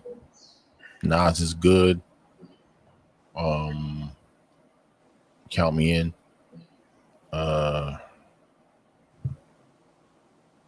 Yeah, those three for right now. Those three. Composure. Composure is dope. Yeah, Composure is my joint. I would say Moments, Death Row East, Store Run, probably My Bible. Yeah. Okay, that's Yeah, nice. And I just cut it to Rare and Nobody, just because if I keep thinking about it, it'll be 8-9 joints. And I'm saying, but that's the thing. It could change. It could change a week or two from now. But I say for now, Moments and I'm sorry, my bad. Nobody and Rare. Indeed. Yeah, I think we all chose Nobody, which is a no-brainer, right? It makes sense. So yeah, man. I just want to say we got the website to go visit outtheboxmedia.com for all of the followers of the platform. I thank y'all for checking out, our previous episodes. I didn't air an episode yesterday because we had this one coming up, right? But we're gonna have a new episode next Friday. And just always check the website outtheboxmedia.com. We got merch on the site. So if you go to the web link the outtheboxmedia.bigcartel.com, see my brother Mark rocking the Out the Box Talks. Model that out. Throw up the mug too, man. Yep. And we got this. That's what's up. So it's on the you could go to the website outtheboxmedia.com and click the merch tab, or you could just go to this link, outtheboxmedia.bigcartel. And if you want to send donations, man, you could send it to Cash App, #outtheboxrep, or PayPal at paypal.me/outtheboxmedia. And what else? We also have a Patreon page where you can get access to exclusive interview clips not available to the general public at our Patreon page, patreon.com/outtheboxmedia. I got like about 23 to 24 or maybe even more exclusive interview clips that's not available to the general public. So yeah, I just wanted to shout that out, man. Brothers, it was a pleasure. Absolutely. Connecting with y'all, man. Always a pleasure, man. So we got to do this again, man. When do you think we can do this again, man? I guess we got to look for what other releases come, right? Yeah, time will tell, man. Shoot, man. Let's see. We may have to give up our take on this whole Royce, all of the stuff that's been going on with him. Goodness. Lupe, yeah. Royce and Lupe. Oh man, I forgot to ask. Yeah, man. Talk about that next for sure. Yeah, we got the Royce, Lupe, and Mickey Facts, which was another interesting moment for hip hop. Yeah, bars, bars, man. Yeah, so yeah, we might have to either do a recap on that, or let's see how it unfolds. If we get the follow up record from Royce. Ray Hugo said Kanye, yes. Yeah, we'll see. A-Level, did we get an official release date for this Kanye album yet? Well, the last date that I had was the 9th. J Red said that they pushed it back. So, Mark said. We'll Kanye album. I'm not too excited about it, but You ain't a Kanye fan. You don't like Kanye, man. I keep joking with him about it. Krill don't like Kanye. I keep joking with him about it. I like the old Kanye. You like the old Kanye. Yeah, I like the old Kanye. That's right. But I'm not mad at what I'm hearing. I know J Red, you said what you've heard so far you like as well. What you said sounds crazy. Dude, I heard like just the features, like from what I heard, because he had like a listening event a couple days ago.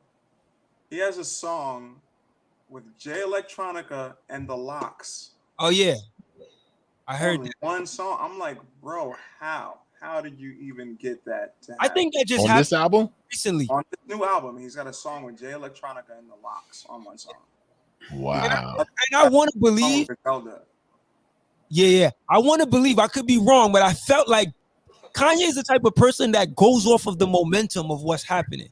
He probably flew them cats out right after the verses. He probably called them right after, yeah. Yeah, I could see that happening.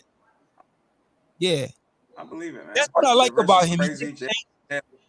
Right. That's what it is.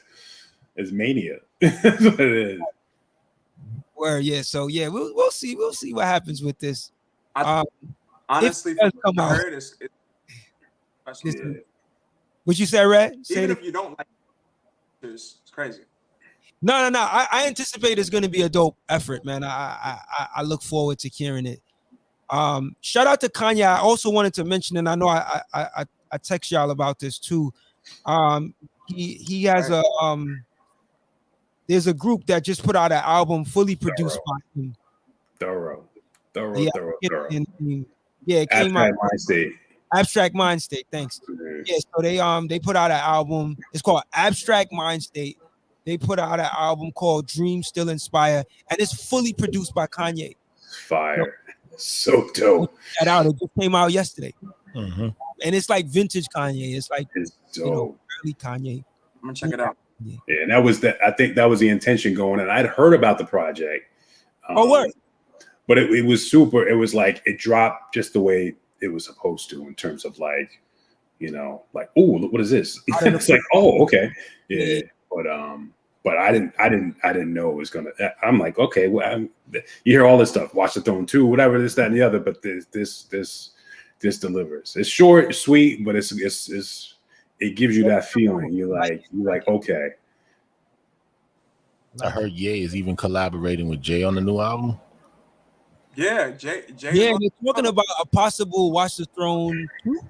Jay's got a short verse on the new album.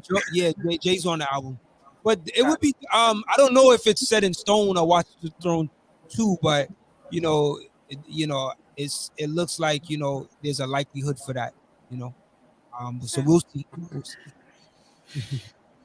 Yo, listen, man. Thank y'all again, man. It's past 12 o'clock. So I appreciate y'all. We spent at least almost 3 hours.